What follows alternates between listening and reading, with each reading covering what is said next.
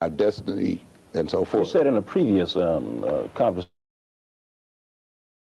that there's a difference when you see a child who's going to school uh, to master something, as opposed to become a master. That is, as opposed to becoming a servant. What is the difference in the child?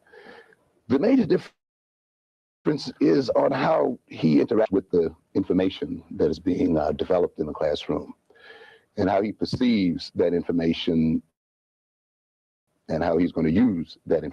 To a good extent, a person who's not headed for mastery, let us say, essentially is interested in what as against how, you see.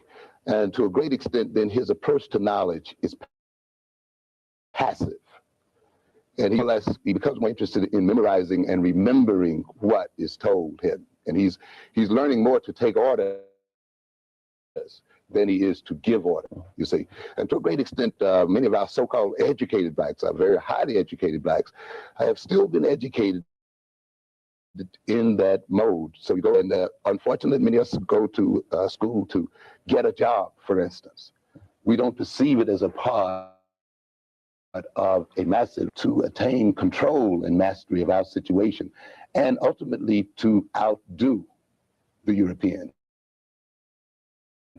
You see, one of the you have as a people is, and one of the major functions, let us say, of Eurocentric psychology and sociology and history and so forth, has convinced non-white people of the invincibility of white people, to convince us that the white man is not capable of being that he cannot assume his minority position in the world as he is. This being the case, then, and it has made us think, well, we have to accommodate him. We have to get along with him. No, he's going to, we have to live with them because they are in control and so forth. Well, that leads attitude toward learning. That means that you are not going to try to outlearn him, outthink him, outmaneuver him. You see, you're going for mastery. You see, then the knowledge becomes very important, and you see it as a tool for advancing your own power interests. If you're not going for mastery, you just see it as a means of being able to carry out efficiently the orders that are handed down. It also limits creativity,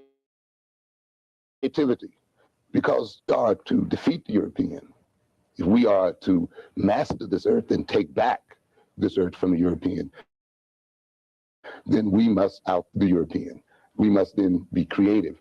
That puts the learning emphasis on the how-ness, the how to think, and to the use of knowledge as a tool of mastery. It's a very different kind of thing, very, very different emphasis.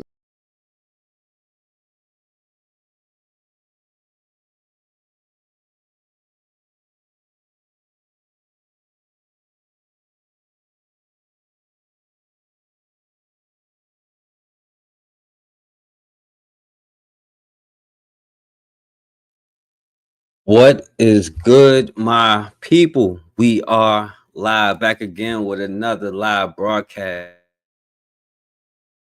on the forecast. What's going on? Shouts out to everybody.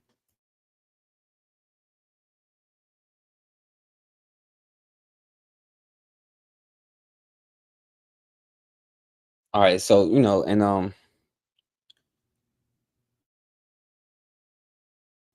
of course, I know people probably see the title and think whatever, but that's not necessarily what we're going to be talking about, even though we might touch on it. And also, and I remind people when people come back in, if you got something to say, you can definitely come on here. This one is not like super strict either, but I ain't gonna be on here super long, But I did come on here because I wanted to show a few things, Shouts out to Matron in the building. I appreciate you. We need to focus on the how and why instead of what and when. Exactly. We get caught up and put our focus and attention on the wrong things, But the brother, Dr. Amos Wilson, is a genius brother, So Shouts out to Matron in the building. Make sure y'all subscribe to her. I think she's gonna be live tomorrow at 9 o'clock. So y'all be there for the reading. I'm gonna be there. So let's get into it. So the main reason I'm coming on here today is because I want to play this. I played this young brother a couple of weeks ago who is making gasoline out of plastics or whatever. So, but now people saying he's like not on social media, like after all of this, because you remember last time I played it, he said that people were watching him and all sorts of stuff. Like he said a black or a helicopter or something was following him, and but now they're saying he hasn't been like sighted anywhere. He could just be falling back or who knows. But let me play some of this. I can't go into too much detail, but there is some very, very odd stuff going on. I'm certainly right now in many different ways, and I just want everybody to know. He wasn't your typical inventor. Julian Brown, or as the internet knew him, modern-day alchemist. He claimed he could turn plastic waste into fuel using something as ordinary as a microwave reactor. Listen, everybody, I got crazy. The whole world needs to know this. The biggest achievement ever. This is diesel I made from plastic waste. Plastic diesel, okay? From mixed plastic waste. Unsorted. I sent this fuel sample to two different labs, two independent labs, one in Houston, Texas, and one in Vancouver, Washington. And guess what? Both labs here is equitable to diesel from the pump. This fuel right here is actually even cleaner than fuel from the pump because they have certain additives. This doesn't even have that in there. This will not destroy your engine. This will not give you crazy types of cancer. And I have the scientific data to prove it. We have the gas chromatography. And basically, I know this is kind of difficult. And see, this is the direction of our youth that, like ball players, singers, and all that stuff. Yeah, we're going to always be jamming. We're going to always be athletic and be able to do these things. But we need young people too on sciences and math and areas that we're going to actually need to do some of the things that we're going to talk about here. But, it's important for the young people to see stuff like that and know that these kind of things is possible. Anything is possible. Don't let your European education that train you how to be a worker, stop you, To read, but essentially, first of all, let's compare it to regular. So from this lab, ASAP Labs here, they did my GC with the heavier spectrum of my diesel fuel. And so you see, if we compare it to regular diesel, yourself that not only do the spikes and the charts look completely similar, but actually you can see that the certain spikes like C716 range, they're pretty much identical, the same. So basically what this represents is from a long hydrocarbon chain range, or basically how much energy. Right. He was doing it all in his backyard. With over 1.7 million followers on Instagram and fans all over the world, Julian became more than just a content of DIY innovation, climate hope, and maybe even a cleaner future. In March of this year, Julian Brown and getting up off their system. Like, we can do the history on British Petroleum, BP, and how and all of how they got their ride. Our deaths had to happen for that thing to exist, but this is a whole nother subject, But I'm trying to tell you, if I can get man march and all of us armed and ready to take over on some physical violence, that won't spark more of a flag for them coming up with some kind of way for us to get independent off their system. Me coming up with a way to have clean water or cleaner gas or anything like that, a way for us to be able to develop and establish and sustain our own food system and all of that, that would put me on this list faster than me trying to get 1,000 or 1,000,000 people armed for the revolution. You know what I'm saying? Now, I think it'll be a time for both, but I'm just saying, and we need to focus on not only our children's education, but why they're being educated, like Matron said, on the how and the why, and like Dr. Amos Wilson said, that their education system is being used keep us in the situation that we're in, Posted a video that sent chills through his followers. In what can only be described as a harrowing moment, he revealed that all 10 of the lower lugs somehow come completely loose. While driving at nearly 70 miles per hour, one of his front wheels nearly flew off. A few days ago, 2 days ago, all nuts on my front wheels were loosened completely. And one of my wheels almost flew off going 70 miles per hour on the interstate. Her in the shop to get the wheel bearings replaced. So the first thing I did was call the mechanic, of course, and be like, what is this? Why? And on the phone, he sounded really, really like distressed. Like he was like, it sounds like holding a gun to his head the way he sounded on the phone. Like he sounded scared. A mechanical failure that could have easily cost him his life. Shaken but composed, Jules shared his suspicion that this wasn't an accident. The timing of the incident raised serious questions. Julian had been gaining massive attention for his speaking more boldly about its potential impact. To his supporters, this near disaster wasn't just a fluke. It felt like a warning. The video quickly spread, with viewers debating whether it was sabotage, paranoia, or something far more sinister. But then, in July 2020, Julian posted something that stopped people cold. Something is happening. All right, listen, everybody. I can't go into too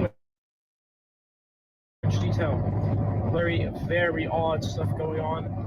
I'm certainly under attack right now in many different ways, and I just want to just kind of have your eyes open. And I have my eyes open, but there's a lot going on. I'm still working. Yeah, and we're gonna skip a little ahead because we're gonna get back to it probably Wednesday. Message felt like a cry. But Marked the we moment saw when his this story video. shifted from scientific curiosity to something far more serious and mysterious. And just like that, nothing, no updates, no live stream. No one knows what really happened. Some say he burned out. Others whisper about shadowy figures, threats, even surveillance. Was he about to crack the code, or was it all smoke and mirrors? Critics say he was just playing scientist, but his fans, they think he was silenced. This isn't just a missing person story, a mystery unfolding in real time. Caught it, fellow and social media. So now, of course, is this fake? Is this Listen, the only way to know is for you to find out yourself, Gotta be like, they can't take us all out, and if they do, then it'll be over anyway. So, oh well. But they can't. So, and we're gonna get into that probably on Wednesday. So we're gonna come back to that, But I also gotta shout out to this young brother here, what I'm saying. I know my brother Bakar usually talks about it. He call it washateria or whatever he call it. But this young brother at 25 opened up his own laundromat, So shouts out to this young brother who is doing his thing. And so I want to play this, He may be just 25 years old, but he's already a successful business owner. In December, Brandon Hollingsworth bought his own laundromat in Queens Village. Again, he's 25. And as he explains, owning a laundromat is in his blood. Here's Eyewitness News reporter Kimberly Richardson. This is his life. I'm very proud of him, very proud. To the moon and back. How one day Brandon Hollingsworth came clean with his parents, told them he wanted footsteps. Now at the age of 25, he owns a laundromat.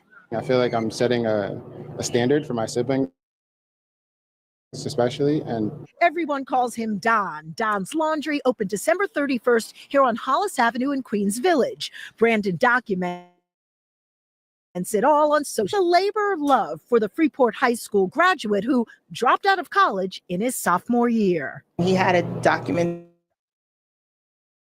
business plan, he knew he needed to take, and he was prepared. So I couldn't be upset with that. He's the oldest of 5. I've known Brandon would be a business owner since he was probably 6, and he'd rather swap beds with him and do all the work. Brandon had a pretty good roadmap for his entrepreneurial journey. His parents owned own 2 full-service laundromats. Growing up, he helped with every aspect of the business.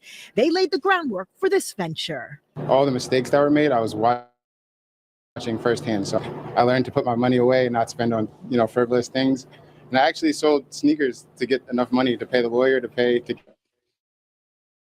get the store. Then Brandon plans to expand.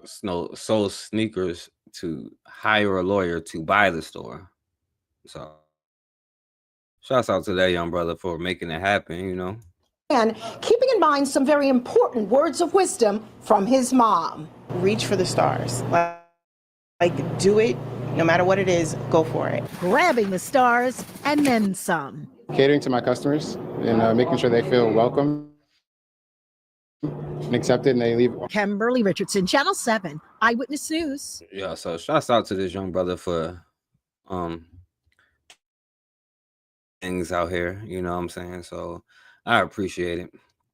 Now, and this the thing is, and with this young brother and with the brother from earlier, one thing that our community really need to learn is how to self-protect, how to protect, right? Like, even when you have instances like elders who put in a lot of work and then they don't have any money, that should not be happening. Like, as a community, like, no matter what the situation is, because we don't have no excuse. Our ancestors did it in the 1700s, 1800s, where they put together their resources, right? They protected the people in the community. Like, that, like, of course, we see all the stories now, but that's why we got the mindset. Well, we think, well, they just killed us and all up. No, we protected our communities. Most of our communities wasn't burned down. They built highways through them, and then they used the whole integration segregation. In my opinion, the integration thing was something that they did to us to offset the riots and the uprisings that was happening in the 60s. And a part of that was being able to build highways right through these Black communities, right? But the art of protecting ourselves, you know what I'm saying, it has become a lost thing. And the more separated we become, the harder it is to do that, Although we can understand Blackness, we are Black, we have become African Americans, man. Africans who have been Americanized. But all right, so now I'm gonna play this video, right? Because I see a lot of people. Is this the video? Right. Okay, so a bunch of white people is so they say only white people can live here, is according to what they're saying. Let's see. Okay, y'all.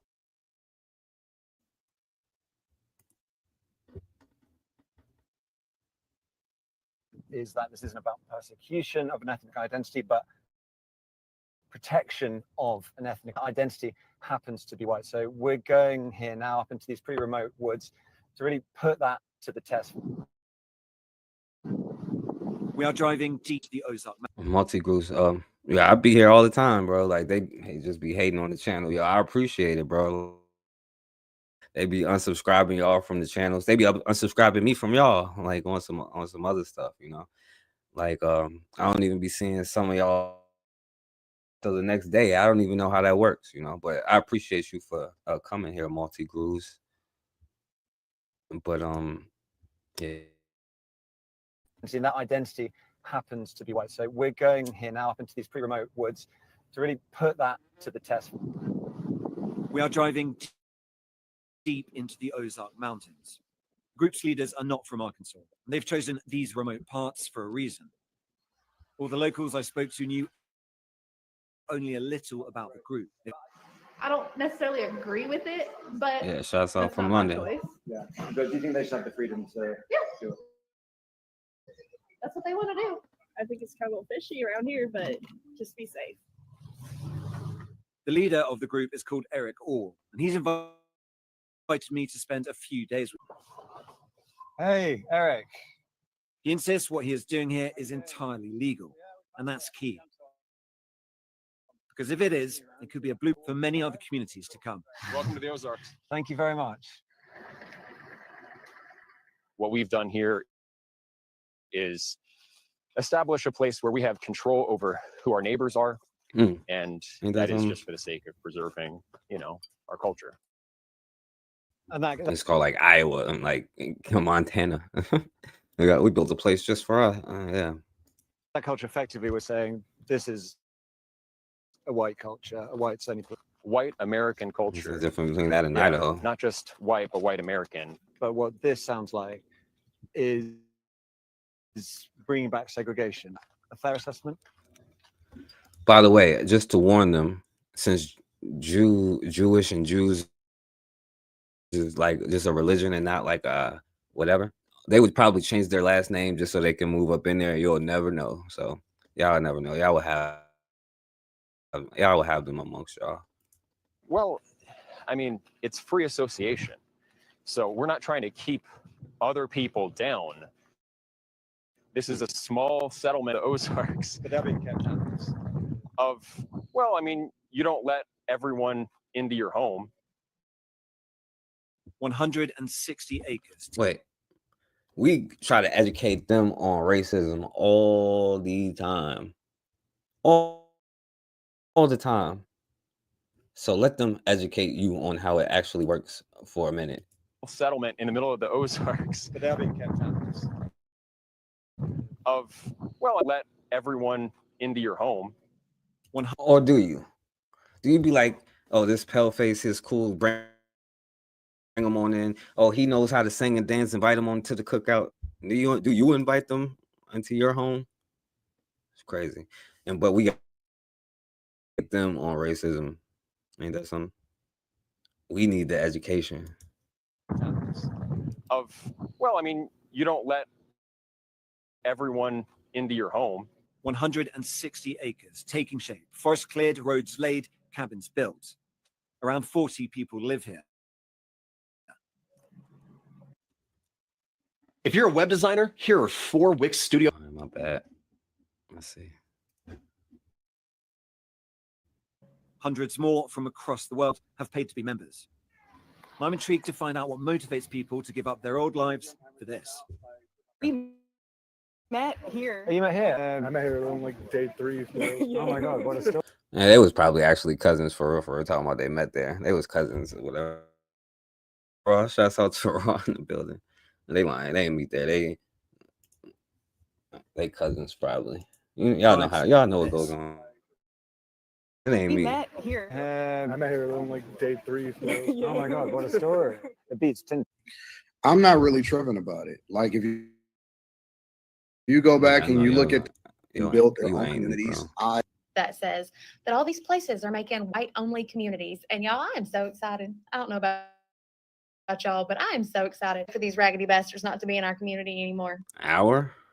Yeah. Actually in the uproar, and I'm like, why in the world we acting like this? All right. They're just as a cult would. They operate on 160 acres of land. Right now, they only have 40 residents and getting to all 50 states. Now, there is a rigid criteria for getting in. First, you gotta have 2. No, all right. I ain't.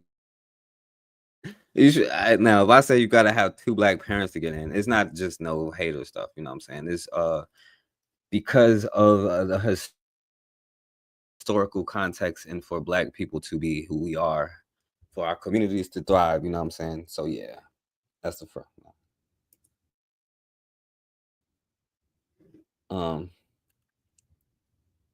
But of course, you know. No blacks, no gays. High up in the Ozark Hills in the state of Arkansas, dozens of people have been working hard, building houses and a new type of community. Turn to the land, and it is a town open to white people only. They are millennials and Gen Z, and this is a new update of age-old prejudice. Here is establish a place where we have control over who our neighbors are, and that is just for the sake of culture. Now, I'm gonna be honest with you. Like, now, I know that y'all would call me racist, but I prefer to control who my neighbors is and to live in a certain community with my demographic, the people who look like me. I feel comfortable with the people that look like me, you know. I know a lot of us is actually scared of that, you know, but the thing is, you know, like, and you know, black people will fight this, like, but why would you even want to be a part of that anyway? I wouldn't even, you know how bad it probably smell down there. They want to go back to living in the forests. They probably gonna have the dark ages sooner enough. So, And that culture effectively was saying this is a white culture, a whites only place. But what this sounds like is bringing back segregation. Is that a fair assessment? It's free association. Other people down. This is a small settlement in the middle of the Ozarks. But they are being kept out, even if... Well, I mean, everyone into your home. Around 40 people live here. Hundreds more from across the world have paid to be members. To be members, right? Because a part of it is group economics. Now, there could be a day that comes where you get to define what is money, what is your economics. You know what I'm saying? That day does come. But a part of it is resources and your stuff together. You know what I'm saying? It's probably the same thing. If it's the same thing, forget it. We'll move. Supremacists has founded a 160-acre settlement in the Ozark Hill only, and it's called Return to the Land. It was set up in 2023 by two men named Eric Orwell and Peter Cesare, and it explicitly people, LGBTQ individuals, and anyone who isn't a white Christian of European descent. In this case, it turns out Jews are not considered white. Now, this white-only they are white town is vetting members through interviews and ancestry screening. When it comes to money, they white. Right, so that's all. Ask them when it comes to certain things if they white, you know. So that's what we're gonna go by. And only those who can prove European roots are allowed in. Right now, about hundreds more around the world have already paid for membership. And once accepted, members can buy land, but instead of traditional deeds, they're sold to private plots. The group claims that this, to be honest with you, it's probably a scam. You know what I'm saying? They probably scamming all of them for real. And they got all these people to put their money in, like, oh yeah, you're not gonna actually get the. Y'all know how these things go. So they are scamming them crackers from all around the world, international Neanderthals from different countries or whatever. So probably, to be honest with you, group claims that this loophole lets them bypass civil that's all I'm rights saying. housing laws. That's all I'm saying. Well, joining us now is Gerard Filiti. He's a senior counsel at the lawfare. A Spaniard, not quite. Would he be considered white then? Can a community like this legally use LLC shares in a private member to avoid civil rights housing laws? Look at that. So, consider, is that possible? Matron, is that possible? Can you use LLC things to avoid discrimination things? Because I mean, that could be an idea. Can a community like this legally use LLC shares in a private members association to avoid civil rights housing laws? Are they going to be able to get away with this in modern America? It's very unlikely that they will get away with this in modern America, precisely because this runs afoul of anti-discrimination laws, federal anti-discrimination laws, and potentially state ones as well. Now, you can have a private organization that does discriminate. As unsavory as and disgusting as that may be, in America, you can associate with people whom you choose.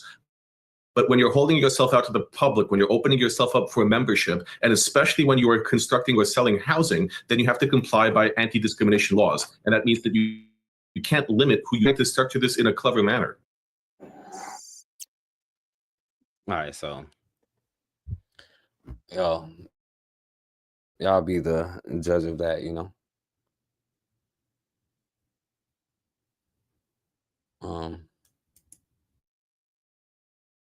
I think this is supposed to be first.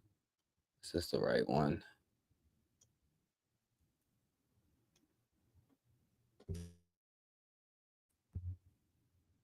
Yeah, that's all I'm saying. They do it all the time. Damn, hold on. What the? Where is the right one? I had a brother on here.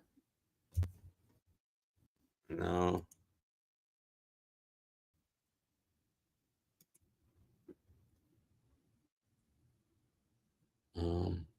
Okay, yeah. So all right. My bad, y'all. All right. So speaking of him, I'll play this one for you. All right. These are 5 states in America where black people can buy land for cheap. I'm sure anybody can buy the land, but they specify black land. Black people, I guess. I don't know. But okay. I guess we own it, so they're trying to get us right. So let's go. Number 1, Oklahoma. You can buy land there for $2,000 to $5,000 per acre. $2,000 to $5,000 per acre. In Oklahoma, you can get land. The state's black population is 9%. Number 2, Texas. You can buy the land for under $5,000 an acre. An acre is huge. You don't know how big an acre is, too. So, but you can look that up. But yeah, for under $5,000, you can buy an acre in Texas. Number 3, Missouri. You can buy land for under $2,000 an acre. The state black population is about 11% out there. Number 4, Tennessee. With land from $4,000 to $6,000. They have a black population of 17%. And number 5, South Carolina. With land 5,000 and under. They have a black population of 98%. Now let me stop. Nah, there's a lot of us down there though. That's my area. That's my neck of the woods there. So I know how many of us down there. But you can get land down there for 5,000 and under too. So those, like I said, those 5 places right there, we can go ahead and get land and get ownership. We can start building back up. Another video I dropped before, people commenting about places where you can go buy land for cheap. They would comment, ain't no black people out there, this, that, the third, whatever. Let's get out there and build it up then. We ain't gonna be nowhere till we get there. We weren't here till they brought us on the boats, was we? Let's build it up. Let's go there and build. So, you know, if you be focused, but you know, we're a long way from seeing that, you know, but of course, like, you know, these places already exist. So they got the whole sundown town thing, you know, and these are just all of the videos in the last few days about sundown towns. So I'm out here inspecting in Sumner, Texas. Now, Sumner, Texas, Courage the Cowardly Dog type shit. And I was talking on the phone with my brother, and I ain't saying that it specifically is a sundown. So this is Texas. It's one of those states, you know, but So I'm out here inspecting in Sumner, Texas. Now, Sumner, Texas, middle of nowhere, Courage the Cowardly Dog. On the phone with my brother, and I ain't saying that it specifically is a sundown town. But he said, you ain't worried that these areas could possibly be worried about who? Boy, me and this Gen 5 will make the sun go down around this mofo. So I'm under Texas. So he say he got protection, whatever, you know, that's down in Texas somewhere.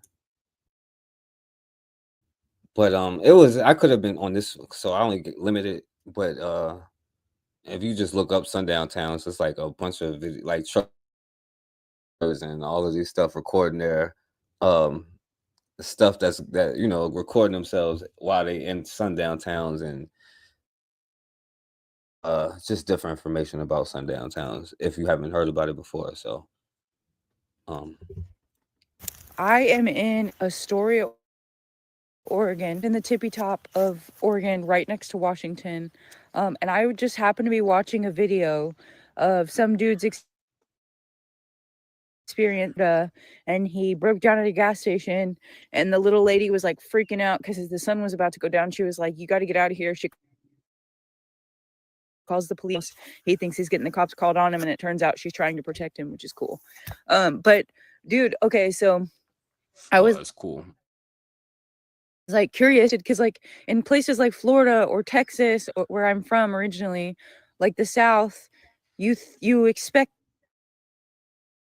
that shit. That's some fucking disgusting little racist assholes. People are still stupid here. You know what I mean? So you assume that shit. You're like, yeah, well, it's not surprising because that's just the way these shitty people are. But I live in Oregon, where I thought aggressive and blah, blah, blah. And I know this place has like super racist roots. I know that like the.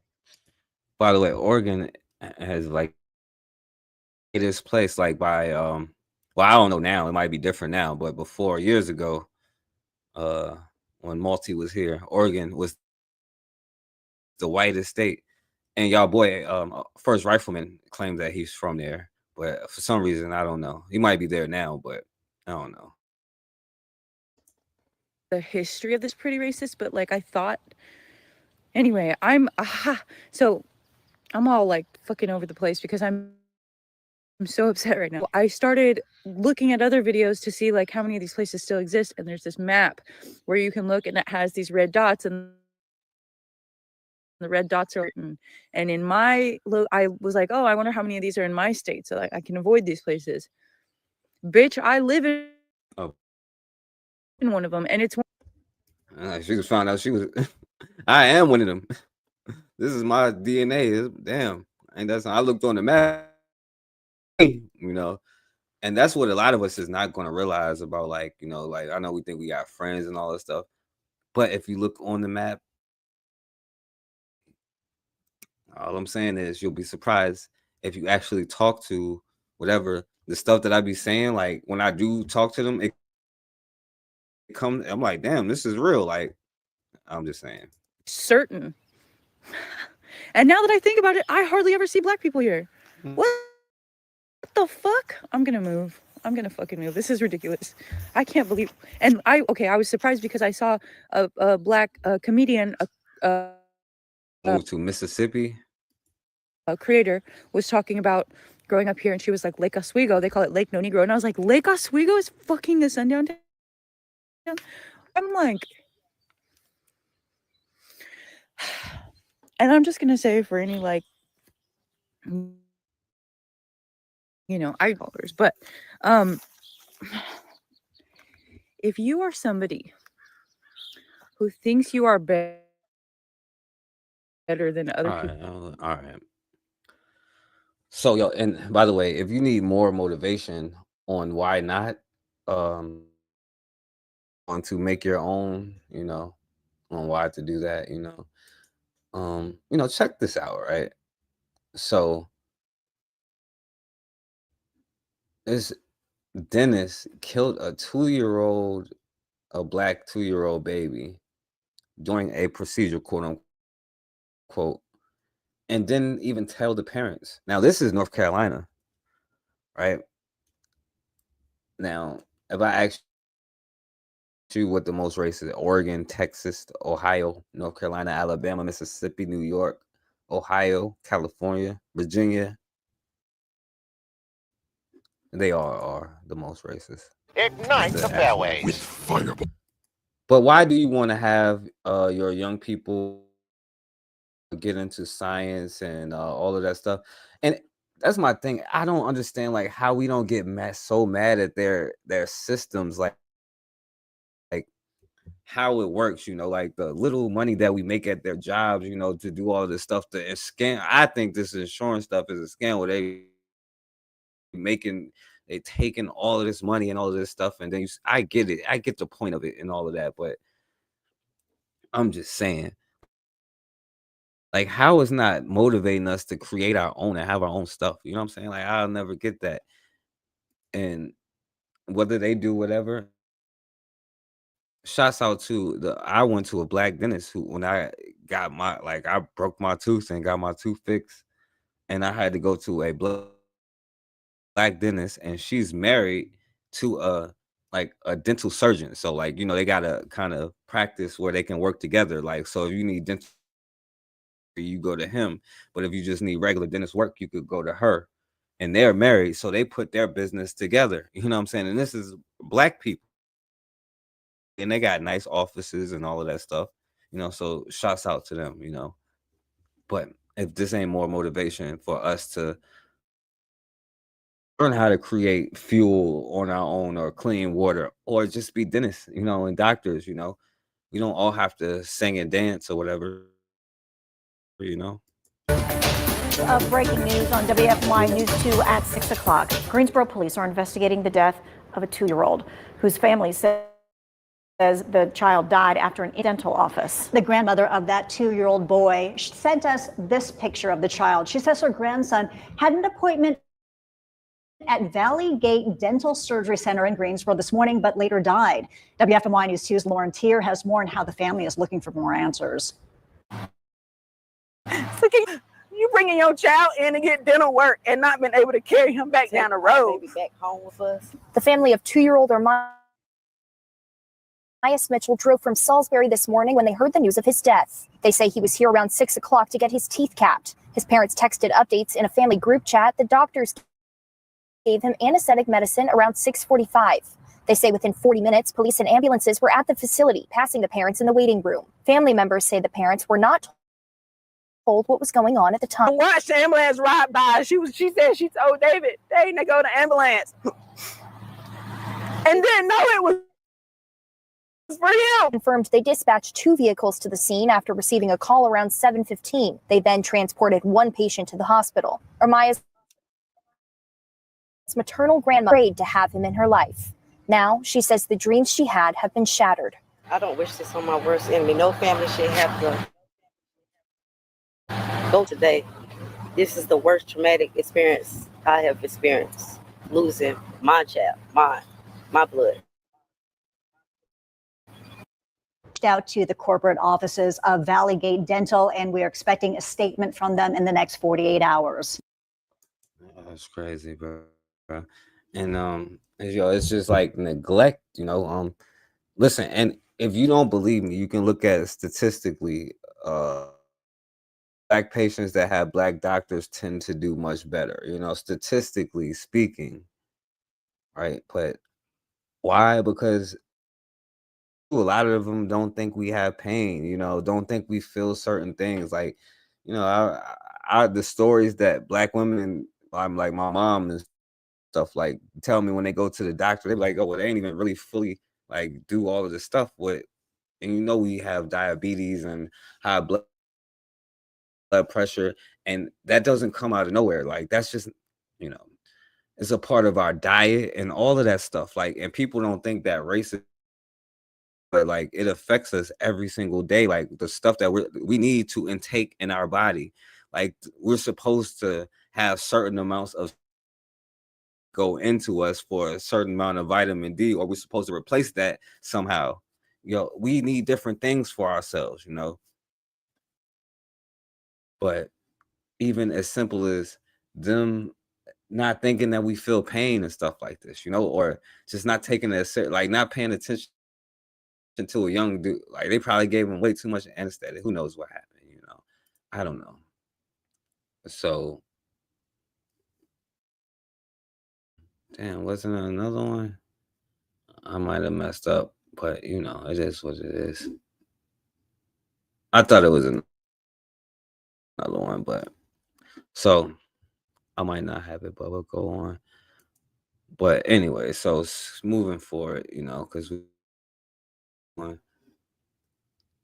of course, Public street, dude. Oh, it is public. So why are you walking? Go ahead, video it. Why are you walking up on me though? At the neighborhood, dude. I'm getting on me. You gonna wait? I don't like white people. I mean, that's cool. You see, and that's the difference between the United States.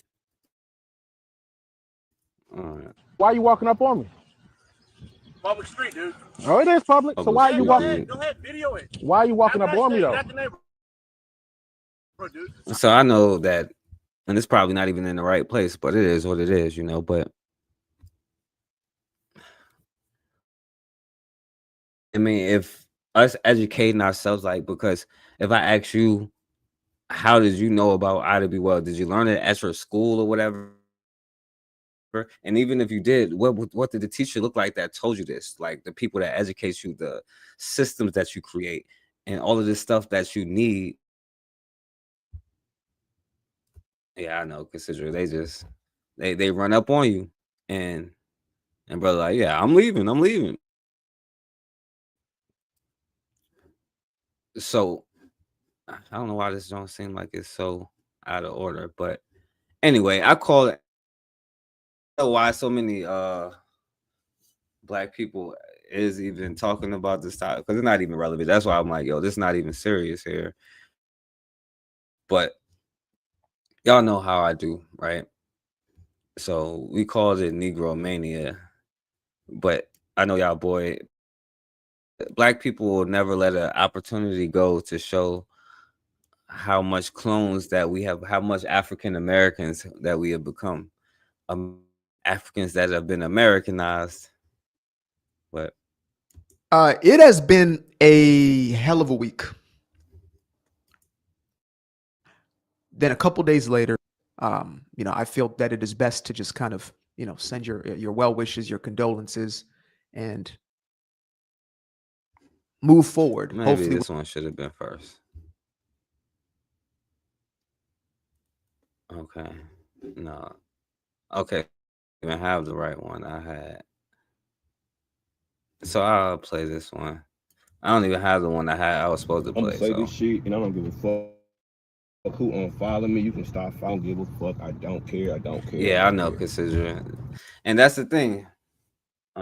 Is one of these that I hope that will inspire us to take some kind of action and inspire myself too, because I'm in the same category as everybody else. I'm not separating myself. So hopefully what comes to me and do this, and all of whoever comes on here is enough to inspire us for us to do something, I'm seeing all these motherfucking Black people talking about, oh, Hogan was racist. Hogan was racist. Hogan was racist. Good, he died. Who killed more Black people every day in America? White people. Is it white people? Yeah, them. Is it no, black it's people? not. Is it y'all bum ass sons that's throwing up gang signs and pictures? Is it y'all bum ass motherfucking baby daddies that didn't help you raise the goddamn kids, but they out here killing shit, and they got enough money for a gun, but don't got enough money for a car? Walking in the good to go with a fucking gun. Hold on, what is it, 1987? He's still stuck in the. You see, he's still stuck in the 90s when it was like, the crack epidemic. Which, let's be real, who was it that manufactured all of this stuff? We know. Oh, it has nothing to do with. But you know how Negroes are. It's NegroMania. You know what I'm saying? Ready to kill a nigga. That's what I'm about to start calling. I'm about to start calling NegroMania. We got NegroMania. Go with a fucking gun. Why? He gonna spill the beans. Why Ready he to kill a talk? nigga. Ready to kill somebody black. And y'all worried about somebody that just said they don't like Black people. Well, guess what? I don't like you nigga neither. I don't like that group of niggas. I don't like them. Everybody want to kill. I come from that. I come from the gang shit. I come from. See, he is that. So he thinks that we all is. So he's saying that I hate myself. He's like, I am that. I come from that. Well, most Black people don't come from. You do know that. And this is not 1987 today, right now. You know what I'm saying? And if you look statistically, what he's even true. And then even if we go into the conversation about what he's talking about, I don't know. Black people is not out here making guns. And now if he is, now we need to, get that business out here, and so we can play it, so we can go support them. But it ain't that was making guns. It was them who had that war in Colombia or wherever the hell it was, where they, but all of that drug, they got Freeway Rick Ross to sell it, just as names, you know what I'm saying? But they got Black people to sell it, and then we know about all of that stuff. So yeah, I put that on them, bro. It's their bodies. We can do a body count if y'all want to. Eventually grow up. And I'm so sick of motherfucking hypocrisy from you goddamn. Y'all ain't mad at NBA Youngboy though. Y'all ain't mad at Boosie. Y'all ain't mad at these rap niggas. Y'all ain't mad at these goofy ass, old ass fucking rappers that all they talk about is how much money they got and don't got it. How many motherfuckers they didn't kill. And they ain't done it. They partners and did it. So they didn't even do it then. So what are you talking y'all about? Ain't mad at that at all. Them y'all idols. And they be the bummest rap niggas y'all idol. The bummest ass rap niggas that never made no money, and even the ones that's making money, is bum ass niggas. Like NBA Youngboy is a goofy to me. So NBA Youngboy. He moved out there with white folks. Y'all mad at him for that? He's such a nigga, but he moved out there to Utah with white folks. So I don't give a fuck. No, he didn't move to Utah. What the hell? Now Utah is another place that I left off of that list. You know what I'm saying? Like Oregon, that might be the whitest place now, but who knows? And this fool done moved to Utah.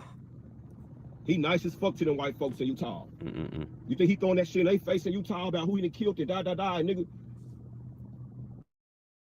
Well, you Negroes know you better motherfucking not. black people so worried about when somebody white say they don't like y'all. Guess what? I don't like a lot of you motherfucking neither. He said y'all, and y'all black folks don't, when somebody don't like us, fool, don't like us. Now I know y'all not gonna say he's one, but he's a black dude. He's just mentally sick. You know what I'm saying? He's really sick. So that's why I'm not as hard on them. But they're sick, you know. Guess what? I don't like a lot of you motherfucking neither. And a lot of us don't. There's a certain segment of niggas I can't stand. I don't want to be. And he was that. He is that. He said he is that. Hate. I don't hate all my black people, but there's a certain segment of you motherfuckers I can't stand. It ain't got nothing to do with financial. It's a mindset. A lot of you motherfuckers got a poor ass mindset. You mad at the guy because shit ain't going your fucking way. So to me, like Hogan, I don't give a fuck. I don't care he didn't. I don't give a fuck. I don't like you niggas either. I don't like most of you niggas either. Yeah, oh, he left out it. Or he might say it. I would have dated his daughter. I don't care if he called me. He called me the N-word when we sleeping together. So I like it. I like quality black people that take care of their business. They try their best to take care of their business. It ain't just hating nigga because he got more or whatever. Congratulate. But nah, what you got a bunch of posts. Nah, these niggas is this. And these niggas ain't all I'm that. saying, I don't like when black people sit there and be like, oh, well, if we don't want them to say it, then we shouldn't say it ourselves. Okay, I can agree with you about saying it ourselves. Okay, that's a conversation in itself. But I'd be tired of some, brothers who is, pro-black and all this stuff, always making excuses for allowing other people to do stuff. This is how you really sound. You know what I'm saying? It's not the same thing, bro. Like, no, the conversation's valid about whether black people should be using the N-word. You know what I'm saying? But even if you look at, and like I said, you look at the slave narratives and then you read the story, they be like talking about their parents, how much they love them, but then they be like the niggas, But then they talk, oh man, I should have killed, the white people, but they still call the master and Miss Ann and Mr. something. You know what I'm saying? It's a man, I'm not gonna get into that, so I'm keep going. But you pro-black, but the first thing you do is you get online and be like, oh, these niggas is gay. Oh, these niggas ain't shit. Fuck that crab ass nigga. Fuck that slob ass. Fuck this, fuck that. Ain't that what you've been doing for the whole time? But then the moment somebody white do something, you all in arms and ready to march. Damn right. Don't do shit. I ain't motherfuckers is hypocrites, bro. And so that tells me that they shouldn't do it then. How about that? Right? Whether we do it or not. If we do it just to them, then don't do it no more. How about that? Fucking tired of you motherfuckers. All right, so let's go backwards. Because I didn't get the right one. So he survived from that moment. With good memories of these individuals. But when it came to Hulk Hogan's passing, which was just yesterday, as far as me filming this video, I'll be honest, I was pissed off. It's like more people about the Hulk response Hogan that I saw coming from Cassidra, we're gonna talk about this. I'm gonna pause for a second because there's more people came when I'm talking about. This is NegroMania I'm talking about.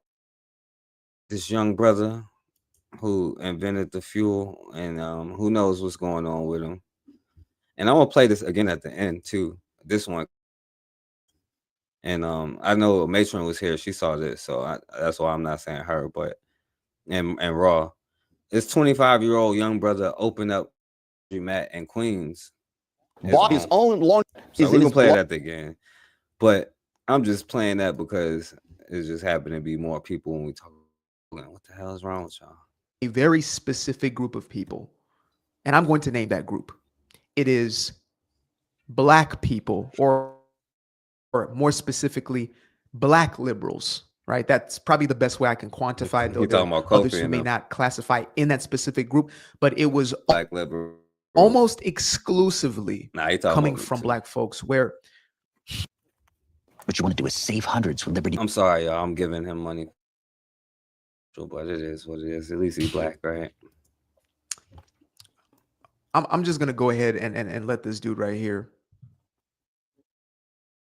articulate the sort of stuff that you would have heard and seen on platforms like X. So we're gonna go ahead and bring this up, and I'll see you on the other side.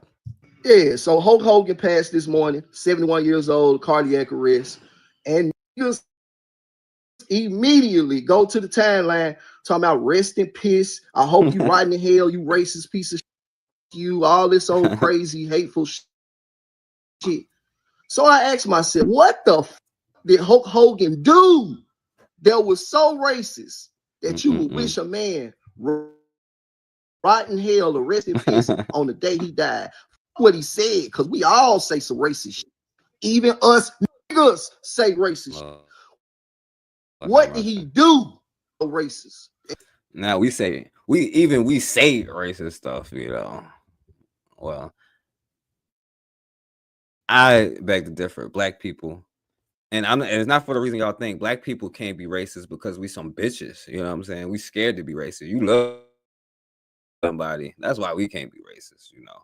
No, not no power or none of that stuff. It's because we some bitches, you know what I'm saying? We scared to be for black people. We'll fight harder to have friends than we do to stand up for ourselves, you know what I'm saying? But anyway. That you would wish the worst on the man the day you die. Oh yeah, the first thing they did, don't they also dress up in Trayvon Martin costumes? Halloween, and he was a child. Yes, they certainly do. Guess what, motherfucker, you gonna die too one day. And truth be told, do you want motherfuckers saying that shit about you? Cause you know what's funny? We're gonna die one day. Do you want them saying? Well, you know what they always like to do is bring up your boy George Floyd. Now you can go on Twitter or whatever you call it now and see all the stuff they're saying, but this is Hulk Hogan's ex-wife banned over sickening George Floyd tweet. Now I ain't gonna click on it because we're gonna get stuck, but they have been doing this thing of trying to like compare Hulk Hogan to George Floyd. Of course, we see what happened and what they say when you are killed. So yeah, I'm gonna keep it 100 with you. Out of all the you wishing on him for what he said, I'm gonna be real. I don't want my daughter dating no wood unless she got $100 million. So I can't get mad at him for saying he don't want his daughter dating no unless it's $100 million. Now I am 29 years of age, soon to be. Yeah. So wouldn't care if he died or well. So why would I care if he died or not? Like to hell with him. Let me go. Oh my, and let me go to celebrate the funeral. You know, 30, and Hulk Hogan was littered throughout my childhood. I grew up in what I consider to be the golden age of the WWE. Right? All right. Who cares about that his would make story? no sense. But But basically, he called everybody brother. Ironically enough, that's funny. In quotes, sing on his grave, and the people talking about dancing on his grave, sing on his grave, and the first message I actually saw was in quotes, "It's hot down here, brother." Now, again, if you don't know Hulk, then that would make no sense. But basically, he called everybody brother. Like, brother, hey, brother. Now he's like, it's hot down here, brother. That's pretty funny. Ironically enough. And so this man is saying, he is in hell. And the responses that I saw for that were people celebrating, laughing. I mean, okay. He did help, like, one of it. Didn't he help, like, his little son's white friends get, he tried to help his son off, and his son, white friend, got crippled or something like that. So, I don't know. Who cares about it? You can actually pull this up in real time. It might be a little funky as far as spatial wise, because I didn't necessarily set up for this specifically. I really wanted to get more into the sentiment of this so-called racism, but let me go ahead and bring some of these up. Okay, boom. So yeah, there's a message. It's hot down here, brother. 1.9 million views, 36,000 likes. And I like this first message. It said, "Thank God you aren't God." So some people chimed in obviously after the fact, but look.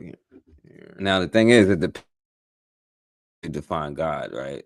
So that's a whole. I'm not gonna go there. That's become a staple of these wokety woke lefties. Talking about Kofi and them. Laughs and evil. The lefties. N-word. So now you have again people chiming in from the other side. Tell Ozzy I said what's up. So No, I ain't go front. Now that's pretty funny. I didn't even know that dude Ozzy died or whatever his name, Ozzy Osbourne or whatever his name. I didn't know he died. I'm not going front. That's kind of funny. He said, "Tell Ozzy I said what's up." That's kind of funny. I'm sorry. You got stuff like that part, and again, you obviously know who the demographics are when it comes to that sort of messaging. You're gonna see that down there with this one.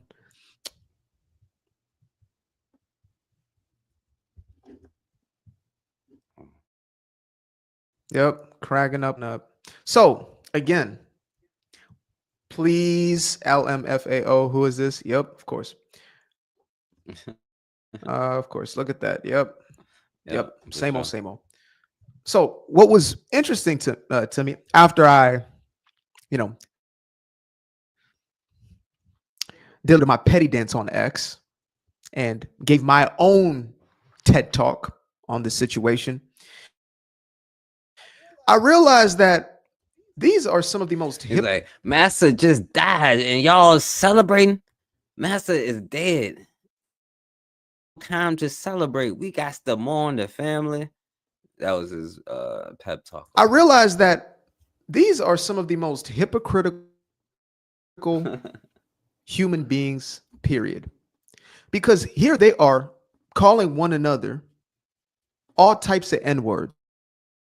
And, oftentimes it's a term of endearment. We're using it to celebrate one another. We are taking the word back from. All I'm saying is, if you use this argument, you kind of do sound like this quote unquote brother here to me. This is what it sounds like. Muscle, and we're using it for our greatest good. Here's the thing. When a black man takes another black man's life, he oftentimes does not say the N-word of endearment. So you catch where I'm throwing? I don't. And yet that happens more frequently than anything else. Now, as that man said in the video, I brought up, because they always bring this up, right? But the part that they leave out, right? When a black man does that to another black man, usually man gets life in prison, right? And when somebody else, like say the police or something, do it, you'd be lucky if you're in prison, right? Because they like to be like, they always compare the police to thugs, right? Because they be like, well, black people, when a police do something, well, what about black on black crime? So the very people that you call thugs, you're comparing them to the police. And if that's the case, I would rather my tax money go to the quote unquote thugs in the black community, because I know most of their problems come from money issues. You know what I'm saying? The police just be killing us for a reason, right? Now, even then, right, to say that, right, a black person usually is not killing you because you are a, you know what I'm saying, for the most part, right?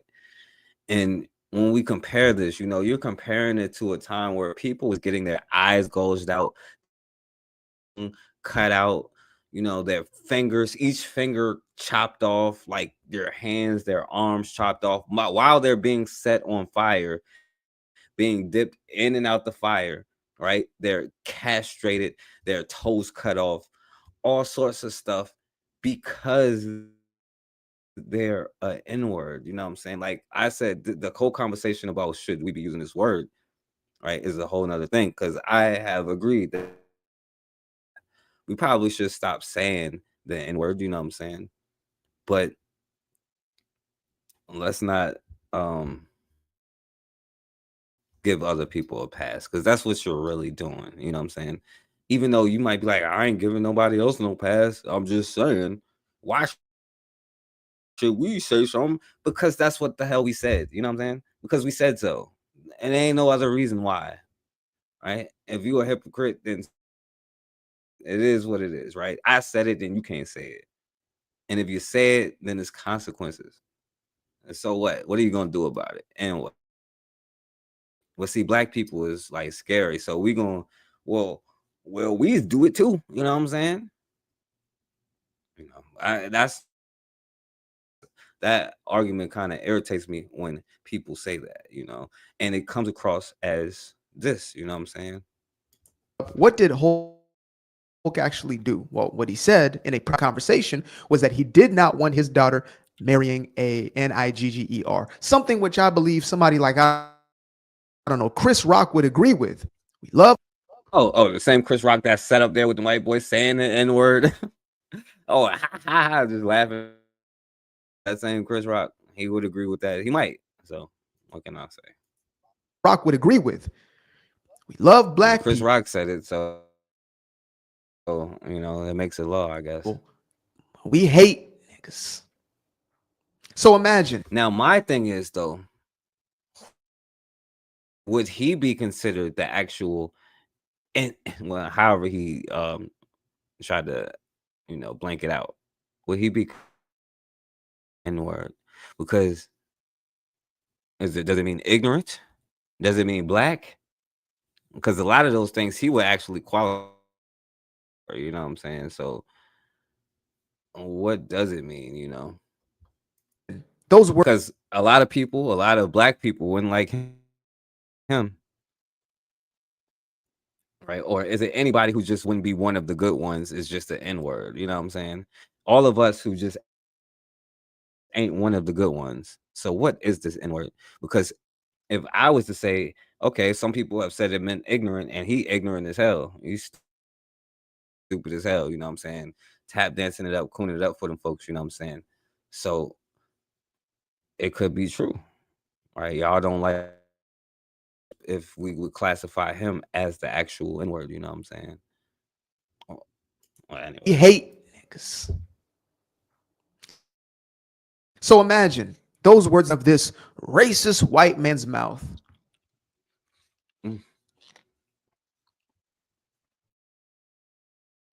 Really?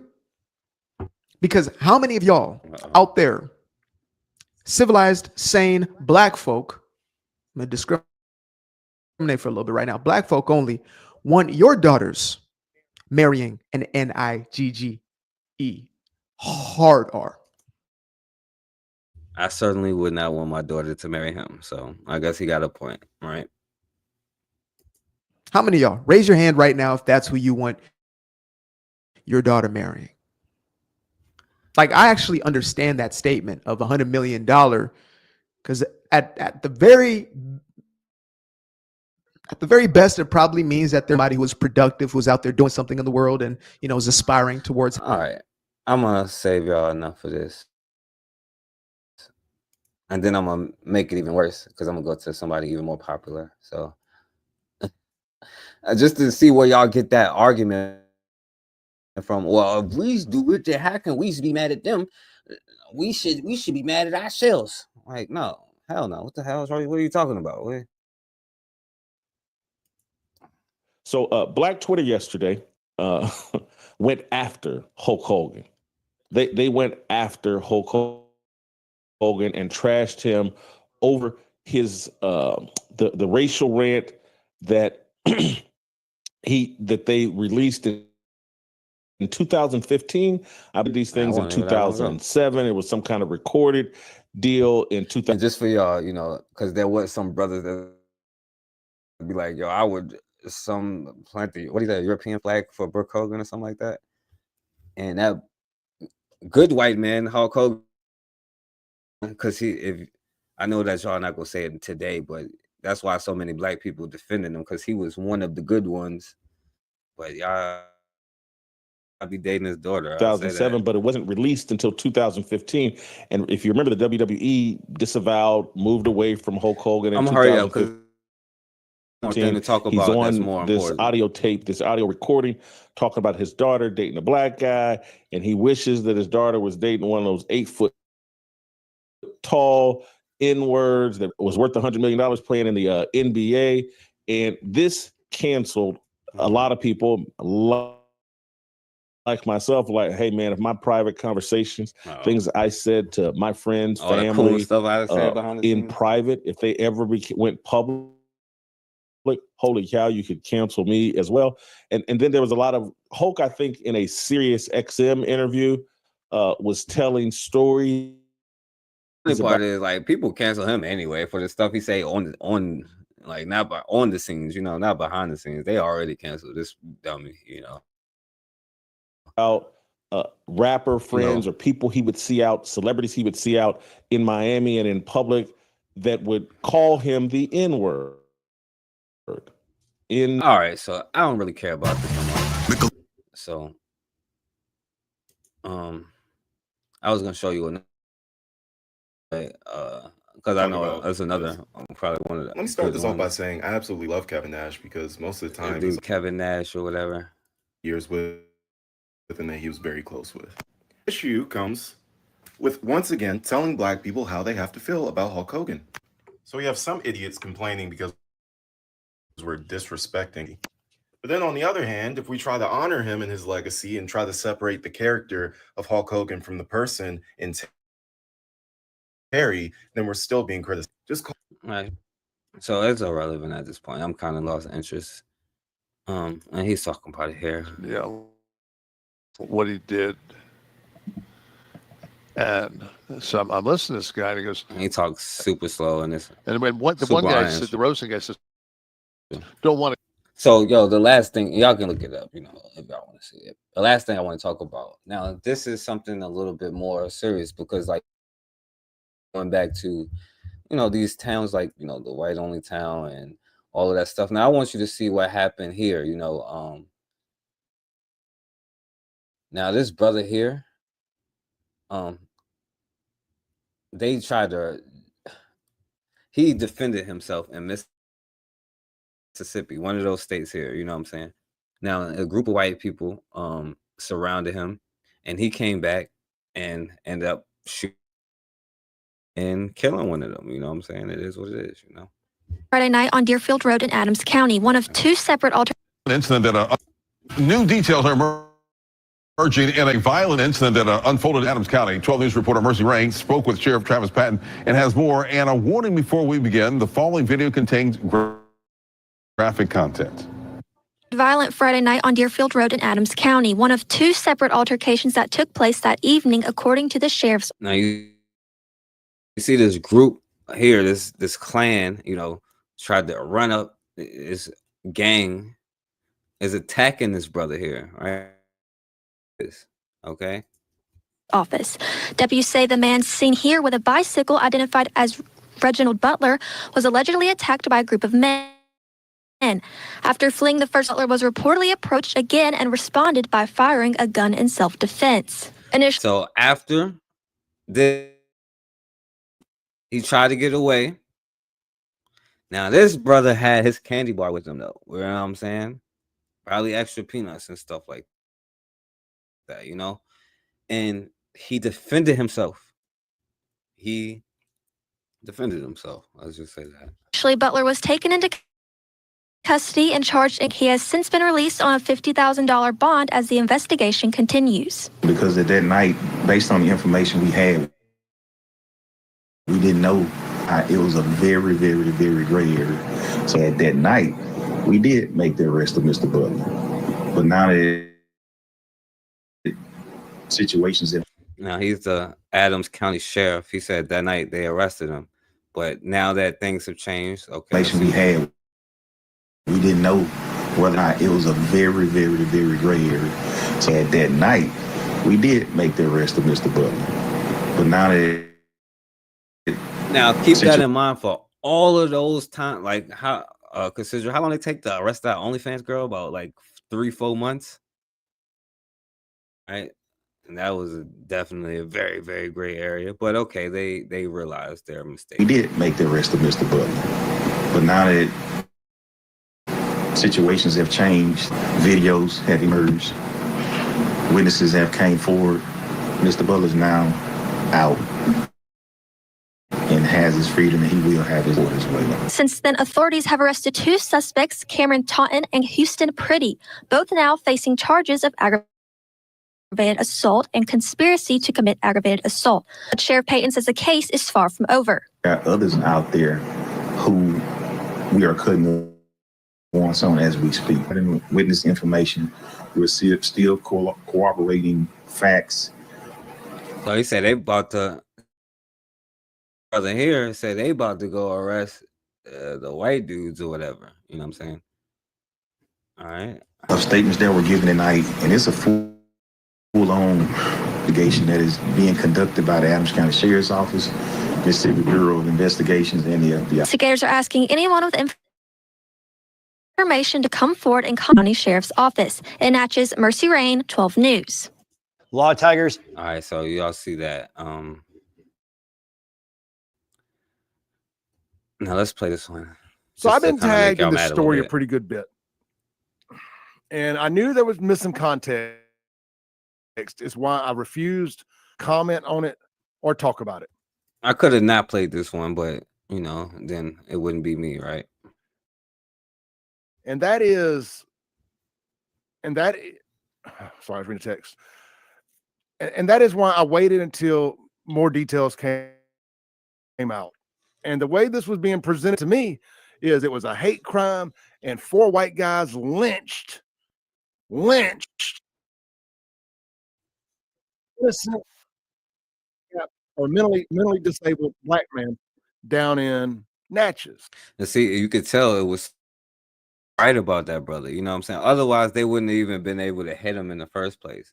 But also, what I do want you to have I been talking about it? No, I haven't talked about it yet. You know, but as we see from some of the other stuff that we talked about earlier, you know, like with their only towns, this is a part of being prepared. You know what I'm saying?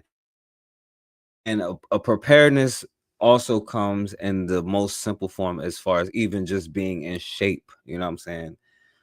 Being able to like do sit-ups and like walk around, and but also having your protection. You know what I'm saying? You never know what could happen at any time, right? Crazy person just want to try to fight you or do something. You know, that's why it's important to like even make routines in the morning where you maybe do like I for myself, I do like sit-ups and you know, push-ups in the morning first thing, like as part of my morning routine, you know, just to get I stretch and do my like whatever just as a morning routine. That's not a workout or nothing, it's just to, you know, but you know, that stuff builds up and stuff, you know, but you do want to be prepared because anything could happen at any time, you know what I'm saying?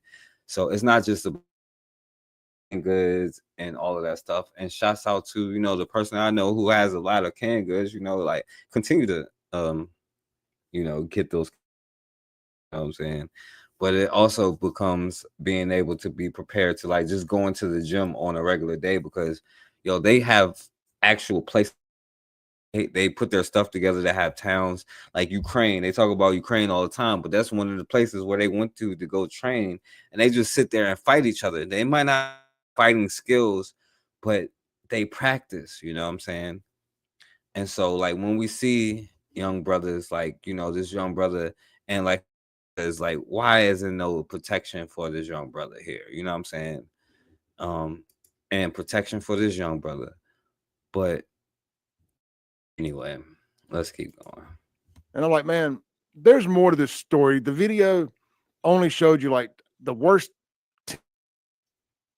10 seconds. And I'm not defending what the guy think that what they did was terrible. I mean, that to me, there's no excuse ever for 4 people to jump on one unless there is a but, unless that person has a weapon and they feel like they can disarm him 4-on-1. Well, they must think that our blackness is a weapon because they always got to have a bunch of them and weapons for one of us. So I will say that is a big but. But if that's the path they want to take, then so be it. But that's also taking into consideration that they didn't the fight with the guy. They so did start the fight. Sometimes. I mean, I've been in the bar. They did start actually. They stopped him twice. Started. They hit him first. They stopped him. They kept harassing him. So yeah, like, but he isn't it. I've been this for a long time. You would see one random dude something with 4 or 5 people. It does happen. No, even his racist. It does like, happen. You know, and when he gets his comeuppance, he you said, really don't feel sorry for him. I don't know what. Now you hear that for all you NegroMania people.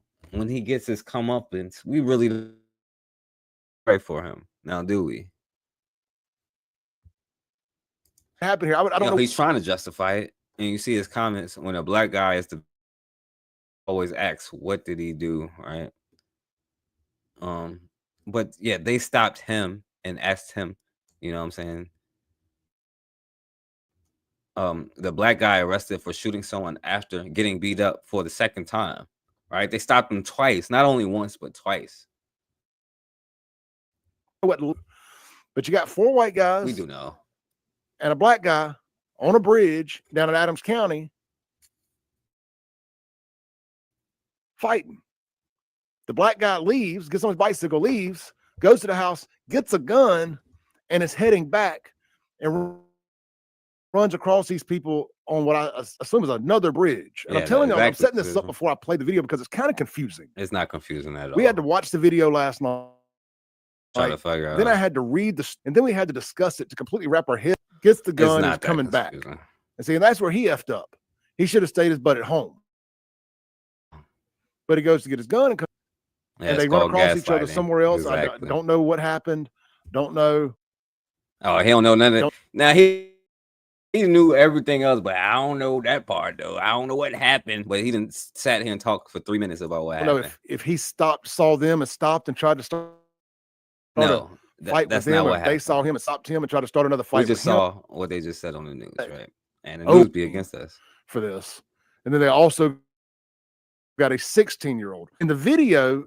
It OR'd on his own recognizance, bonded out, whatever. It wasn't very clear. They initially got jumped, but went back and got the gun. Goes to jail. So that brother went. Now he has since been released. I don't know if charges cleared or what. OR'd on his own recognizance, bonded out, whatever. It wasn't very good. And a couple of the white guys have been charged with aggravated assault and attempted aggravated assault, as well as I'm sorry, I'm scrolling down here. I want to make sure I get this correct here. Aggravated assault and conspiracy to commit aggravated assault. They got a 21-year-old guy by the name of Houston Lee Pretty. You couldn't have a better name for this. And then they also got a 16-year-old. So in the video, I got to pause it. Enjoy an evening of bicycling. Now here's video of the assault that many of you. Here is video of the assault that we can all see. Was only trying to enjoy an evening of bicycling. Now here's video of that assault that many of you saw on a black man who is now identified as Reginald Butler, was attacked by a group of people near a bridge on Deerfield Road Friday. This guy was street, and they stopped him and asked for a cigarette, which turned into asking him to fight, calling him all kinds of names. Sheriff Pat says later that night, Butler returned. I got to pause this just a second. Yeah, it proved you wrong. Right, so he says that he stopped and asked them for a cigarette, and that led to a fight. No, they stopped. Like, what? He's a Neanderthal, so why waste my time? I'm just going to be honest here. I got a hard time believing that him asking for a cigarette simply led to them. You see how stupid they are, though? Now here's video of that assault saw on social media. Okay, so I missed that part last night. I know if you're trying to enjoy an evening. I know if you're listening on radio, you can't see this video, but I'm bumping it back just a little bit here because I'm seeing some stuff that I didn't see the first time last night off the bike, and I'm just curious on this camera footage. Is that where they started at, or is there more camera footage that led up to this? Because it appears to have already been in place and filming. I would just like to see the front end of this footage, and I'm going to let it finish off, and I'm not going to say another word the rest of the video. Then I'll come back and unpack. I apologize. Stopped him and asked for a cigarette, which turned into asking him to fight, calling him all kinds of names.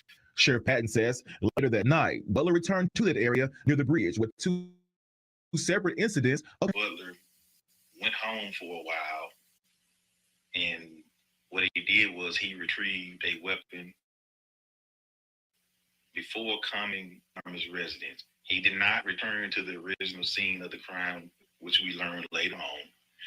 But he did get back on his bike and began to ride towards another bridge on Deerfield So Road. this brother didn't go back the way he went.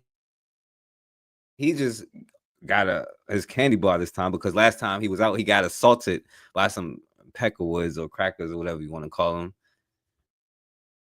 And the next time he went a different way, and they still mess with him again. Patton says Butler was assaulted yet again. Things escalated between him and this individual. That individual ended up assaulting Reginald Butler as well. When there was a break in the altercation to where the other individual was no longer assaulting Reginald, he was being shot. Reginald pulled a weapon and shot that individual one time, and after firing multiple rounds at this individual. Shooting victim Cameron Talton, who we now know was involved in the initial assault, were arrested. He's charged with aggravated assault and one count of conspiracy assault. Butler has since bonded out of jail. That was a very emotional thing for this entire community. Okay, so Butler bonded out of jail. I missed that last night. That's how he got out. You could see bonded out of jail. You mean released on his own cognizance because he was defending himself? And the anger and the frustration throughout this community, and that's why we work diligently with our state and federal partners on this case to make the arrests that we made and to be transparent as possible in this case. They got all of them. Now the sheriff says they ain't gonna want to hear that. And the FBI about this incident to determine whether or not this is a hate crime. So they're going to be lucky if they don't get charged with a hate crime. We'll see. I didn't ever see where they said what the black guy that got charged with, because if he's the victim, what did he get arrested for? That's a good question. What is he being charged with? Well, this is called America, right? Well, there is no such thing as lesser of two evils. You know what I'm saying? You're a black man in America. What did he get arrested for? I don't know. A rocket science class to go figure that out. So I'll tell y'all in a little while. No, this is just my 30,000-foot view here. It feels like they're trying to figure out a way to let him off of this and pin this solidly on the white guys for starting it. The white guys who started but it. Yeah. You don't get to, if you're the victim in self-defense, you don't get yourself out of the situation, go get a gun and come back. Yeah, and then you go a different way and get attacked again by the same fools and then pop them. All right. But I don't know. That does not work for self-defense. But do y'all want to see another one? Check this one out, y'all. This is a different one.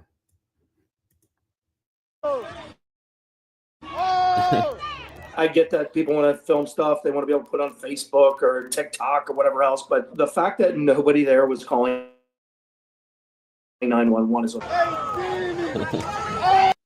now the white boy was wilding out and got his ass whooped. Right? What's happening in reality? You know what I'm saying? Now, this is also, if you trained, I would like black people probably be like drunk and do the thing. You know what I'm saying? But I'm saying you stay in shape, you do your thing, you know. But he was talking crazy, and this is what happened to him. I believe the charges. This is a different one in Cincinnati. Good evening. The videos went viral. Now, fallout from the shocking and brutal attacks of a man and woman in downtown are placing some national discussion about urban violence. And tonight, new video that for the first time revealed. Yo, they went right to 1990 urban violence. Like, what is this, 1992? Like, come up with something new. Like, we not urban violence no more. Give us a new name or something, you know. They not that creative though. But it's like the news in 1992. Urban violence. Yeah. What happened before those now. And the president of Cincinnati's FOP weighs in. Yo, look at that. Yo, consider you see that? I don't know if you're still there. But and the president. Yo, look at her. She is knocked out. I wonder what she said. You know how the dude was like, comments. When a white bitch is the victim, you always ask, what did she do? And so we asked this white girl, what did she do? Word. And I don't care if all of them black people was saying the N-word as they was doing it to her. How about that? Of Cincinnati's FOP weighs in about a recorded rather than rendering aid, calling that disgusting. But tonight, we begin with that new video. The new video on social media, posted by Marvin C. Bennett, reveals the moments leading to the kicks and punches. You can see two groups of men squaring off with each other. One man seems to be trying to stand between them to keep things from getting physical. Then we see a man in a white shirt slap at the man in red. A man in a cutoff shirt then throws a punch. From there, both sides get into a melee, with another man throwing a punch at the original man who threw the slap. The man in the original one who threw the slap, like, you know, the white boy was saying, I done seen situations where the dude get outnumbered and be the first one to throw a punch. He must have about this. So the dude hit the guy who threw the original punch. Ain't that something? Punch at the original man who threw the slap. The man in the white shirt ends up on the ground, several men stomping on him. So I guess that white boy was right. I done seen somebody try to throw a punch when they surrounded, and it doesn't end well now, does it? His friends then appear to try to step in and help. Oh boy.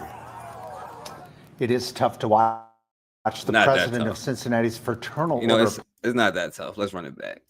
In a cutoff shirt then throws a punch. From there, Run it both back a sides little bit. with each other. One man seems to be trying to stand between them to keep things from getting physical. Then we see a man in a white shirt slap at the man in red.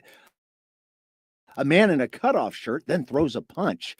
From there, both sides get into a melee, with another man throwing a punch at the original man who threw the slap. The man in the white up on the ground with several The guy that threw the original slap. men stomping on him. His Oh. friends then appear to try to step in and help. It is tough to watch. The president of Cincinnati's fraternal It order wasn't of that police tough, is okay. reacting strongly today, not only to the brutal attacks, but to the fact that no one in the crowd seemed to help stop it. What is this private organization, fraternal of police, who always be justifying nonsense, got to say? Local 12's Christian Hauser spoke with him and has new information on potential charges and more on the condition of the two people who were attacked. Christian. Yeah, Morel and Dwayne, that incident took place behind me here on 4th Street in downtown. Now, Ken Kober, he's the Cincinnati FOP president. He tells me that investigators are making progress in identifying some of the people involved, and he expects charges to be filed soon. Several people recorded the initial slap and some cell phones. Ken Kober says those are critical in identifying everyone involved. They're great video that shows exactly what occurred. So in other words, don't record it when you're defending yourself. Don't record it. You know what I'm saying? So that's all it's telling me. Don't record it. If you got to defend yourself, if you got to do what you got to do, don't record it. Just go ahead and do it. They're great video that shows exactly what occurred. And I think that these people are going to be brought to justice. There are also several city cameras in the area providing even more footage of what happened. Kober tells me investigators are doing everything they can to catch those responsible. These around the clock to identify everybody that's involved, to be able to locate those people, to be able to interview them, to be able to get a true picture of exactly what occurred. Kober says offered tips about what happened and who was involved, but he says officers still need help. There are still some people that have not been identified. And what I ask is that the public, because stuff like this shouldn't happen in our city, but when it does, we need people to step forward. That way we can bring these people to justice. As crucial as these videos will be, and Kober says they show a disturbing reality. Recording the moment, he says, seemed to take a priority over stopping the violence. How do you not call 911? How do you not try to render some aid? I mean, you have a woman that is knocked unconscious. It's just crazy to me that we live in a society that people would rather take video than actually try to sing or intervening and try to render aid. It's just, to me, it's pretty disgusting. Well, white bitch is the victim. You always ask, what did she do? So that's probably what was going on. And those videos are very hard to watch. Now, Kober tells me that police were able to interview that man, as well as the woman who was knocked unconscious as part of their investigation. Now, we do know at least called 911, but the man and the woman who was knocked unconscious, they were actually driven by somebody to the hospital and did not head there in an ambulance. Now, we are NegroMania, you know, a black person like picked her up and put her in the hospital and drove her to the damn hospital. You know, a black person drove her to the hospital. That's fine. All I ask is if they did that to you, or that brother, had he not been able to defend himself, would they would have to the hospital? Do you think? That's a question that you got to ask yourself. Learn about more on what charges could be filed, and as soon as we have an update on that, we'll have that for you. For now, live downtown, I'm Christian Hauser. NegroMania.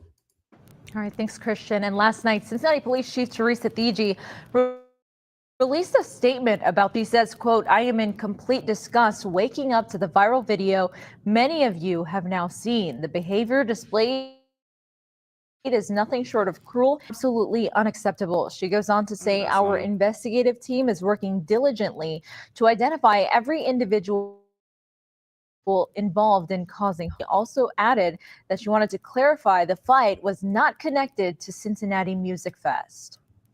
And we also reached out to Mayor Aftab Pureval's office today, and so far we have not heard back. Meanwhile, Ohio Republican Senator Bernie Moreno made this statement on social media today, calling out Mayor Pureval, saying in part that Pureval has not issued a statement, let alone a condemnation of this heinous. Ohio. I once talked about a story in Ohio where a black couple got shot over 100 times during a chase, where in Ohio they're not even supposed to chase them in cars, right? Tamir Rice is in this state, Ohio. Ohio is the most racist state except for like Texas, Florida, California, Idaho. You know what I'm saying, Montana. Attack. We have been hearing from lots of people on the Local 12 Facebook page too, with their questions and concerns for police, the city, and the community being downtown. Paul Anthony Freeze says people wonder why businesses are fleeing downtown, and many people like Brian Hollander are also asking simply, where were the police? We do know there was a huge emphasis by Cincinnati police in and around the Cincinnati Music Festival at Good question. Where were the police? Of course, you got your boy here. I'll only give y'all a little bit because we're gonna wrap it up in a minute. Brutalized. I'm about to get off here, y'all. I'm gonna wrap it up. Let's get the audience up to speed. Oh yeah, so because he got the video, that's why I played this one. He got the video. Okay. Let's get the audience up to speed. For those of you that haven't seen it, let's play the clip.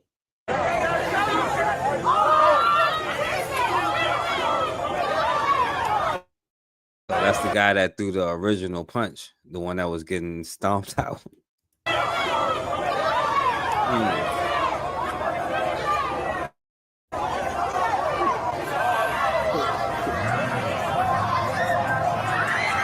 Starts a fight with him. Then the next thing, a mob of people, uninvolved people, kicking, punching the man. Wrong, brother, because you involve us one, you involve us all. You know what I'm saying? That's how we rolling from now on. Damn it. I mean, this is, and then I think his wife gets knocked out. People that tried to stop it end up getting what did she? Beaten and now, as much as people be like, oh, okay, like, I can't believe he's saying this. Sorry, but a lot of the integration stuff that y'all love so much, this was happening in the 60s, right? You drive through Watts in 1965, they was pulling white people cars because they was tired of whatever was happening. And that's the very thing that got you integrated with the white people in the first place, that got you on this quote-unquote civilized thing, because we think that only being around them makes us civilized, you know what I'm saying? But all I'm saying is this is not anew in America, right? And this is not even probably what was happening. The white boy probably called him the N-word, and a brother probably was there. Oh, well, we the N-word, we should let them say it. And then a real brother was there, was like, nah, I'll call you that. We'll have that discussion after this. And then rock, and then the white dude hit him, and then he got rocked, you know. So that's what happened. Beaten and jumped, and it's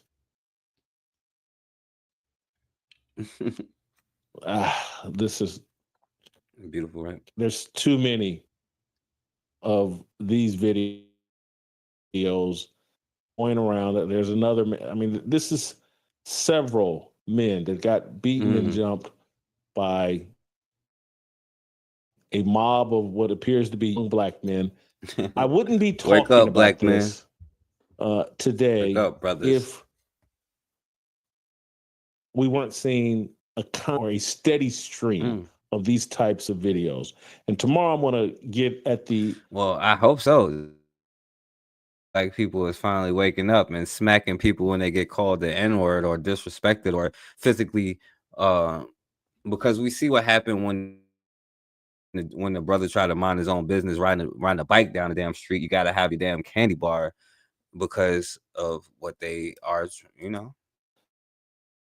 Sports aspect of this and talk about what's going on with the high school athletes. But today I just want to deal with this jazz festival deal, because I've seen some people try to rationalize or justify this level of violence toward the man and his wife. Or you saw what happened and he started it. He did. Shamika, that's ridiculous to me. The level of attack. Now it don't matter who started, right? You know, you see how it's funny when you are the one that gets smoked. Well, you shouldn't have did this. You have to happen. What did the black man do to get jumped by 6 white dudes, right? You have to figure out, well, why? What happened? But when it's the other way around, no. I got you. Man, completely unjustified. Definitely unjustified. When they tried to show the video of the guy in the red being pushed, acting as if that was justification, I wouldn't even have a problem if the guy in the red had so-called defended himself, because I don't have a defending themselves when they feel like another man has wronged them. See, she gotta walk a thin line, because she also gotta cater to white dudes, so she can't say anything about being a woman or being black. But for all of these people to jump in, and it wasn't just men, there were women jumping in as if men and women, just like the Alabama joint, you know, the whole they were men, you know, trying to throw their fists up like they were squaring up at the same time. And I just thought this looked like a bunch of untamed gorillas just going wild in the street.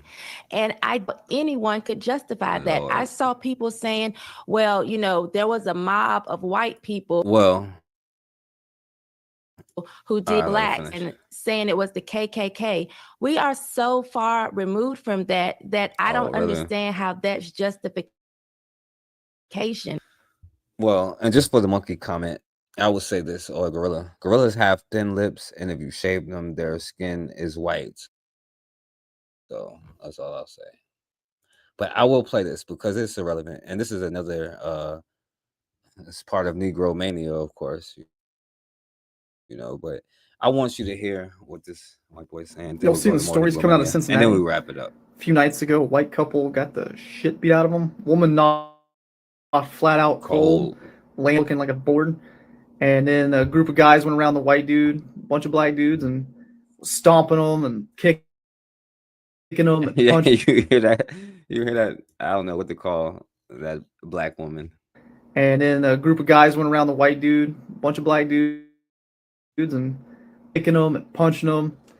And now I log on to X for the first time today, and then I'm seeing another group of black guys beat up a white guy. So not stories you'll see in the mainstream media, but just something you might want to look up and pay attention to yourself, act accordingly.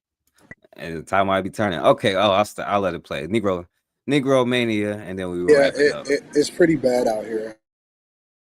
Lord. I'm also seeing it, and I'm also seeing it in places where. But are you a part of it? Is the question. That's the question that we need to ask you.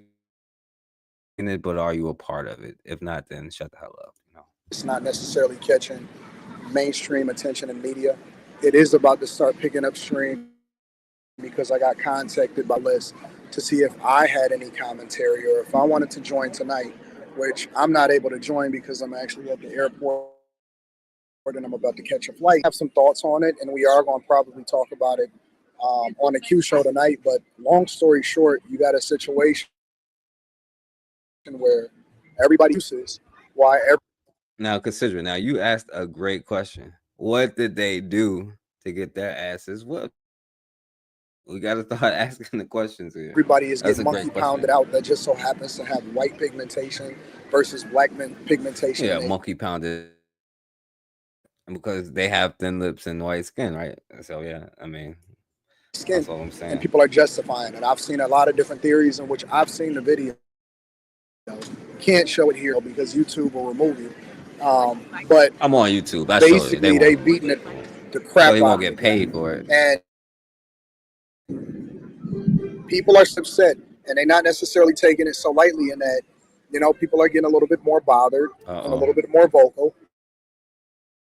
And they're creating a situation where it's so as far as to end NegroMania, we're gonna have a brother come to the slave cabins and tell us, I better not do this rebellion. A lot of white people is getting angry now. They getting mad that y'all fight, that y'all Negroes is fighting back, that y'all N-words is fighting back. They wants to call us N-words, they can call us N-words now. We calls ourselves N-words all the time, and nothing happens. Black on black crime. We talk about the police, but what about black on black crime? You know what I'm saying? Well, if you're gonna compare the police to thugs on, and maybe you should fire their ass then. How about that? I don't want them to get my tax money because the thugs on the street don't get my tax money. How about that?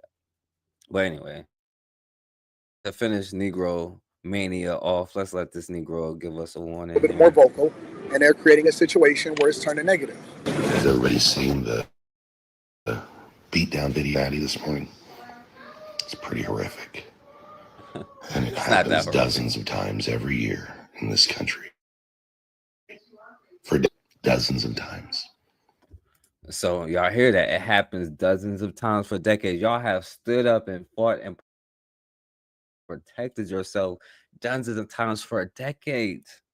Decades. A black person in the 60s was called the N-word and punched in the face.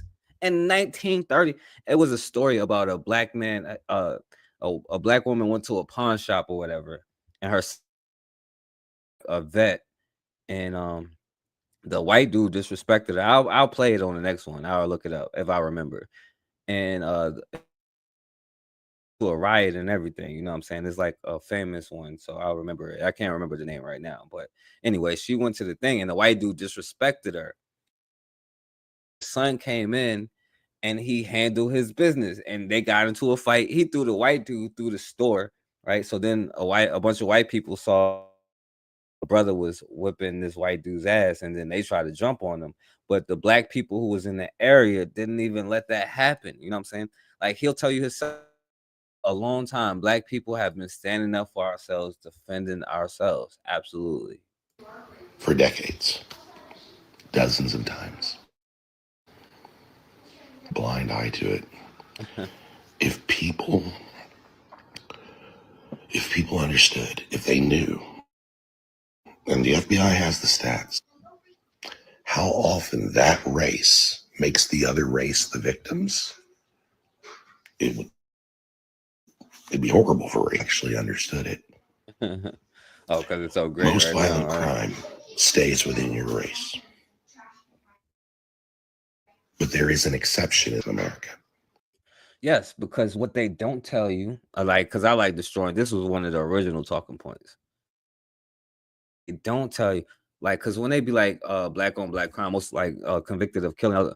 Now, does that count for situations where somebody is found not guilty, right? What does the statistic count if they're suspected, if they're arrested, or if they're convicted, right? Because if they're convicted, that wouldn't count George Zimmerman. That wouldn't count police for the last 600 years. You just now start charging police to do a year, right? So when they say how are they taking these statistics? That's the questions you really should be asking. How are they counting these statistics that they use, right? Because if you go by conviction, then we're going by the American court system now. So we know people that actually got murdered that didn't get convicted at all. Now, don't we? So that's just, And nobody talks about it. And if the roles were reversed, well, shit, look what happens, when a violent drug addict who fucking robs pregnant women dies from a drug overdose while being held down by the police, a fucking hero. By the way, he's talking about George Floyd. They love George Floyd for some reason, right? Because they talk about the drug addict, even though they're the ones that's on. If you look at the stats again, right? The ones who is,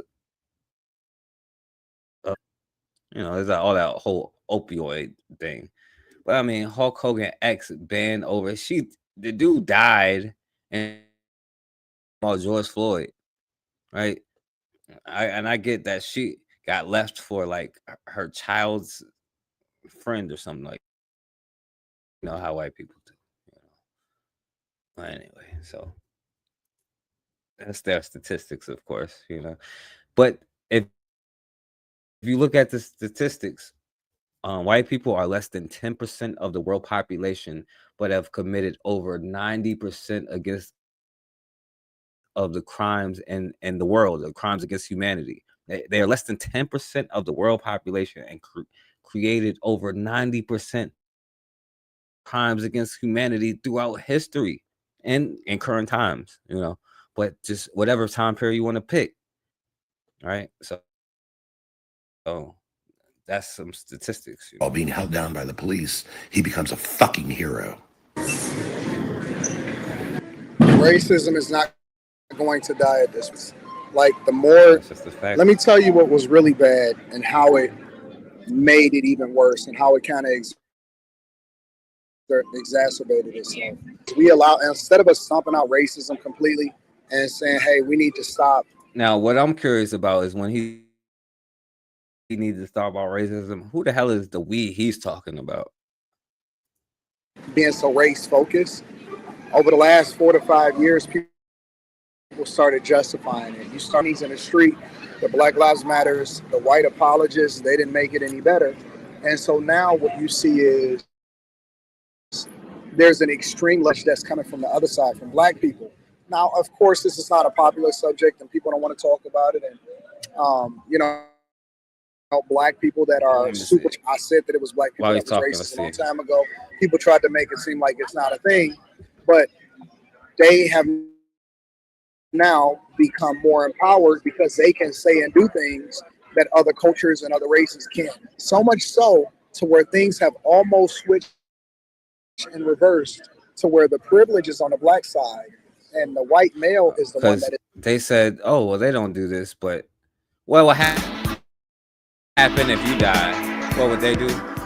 For watching. For now, Europeans? I just picked a random one, but less way ever.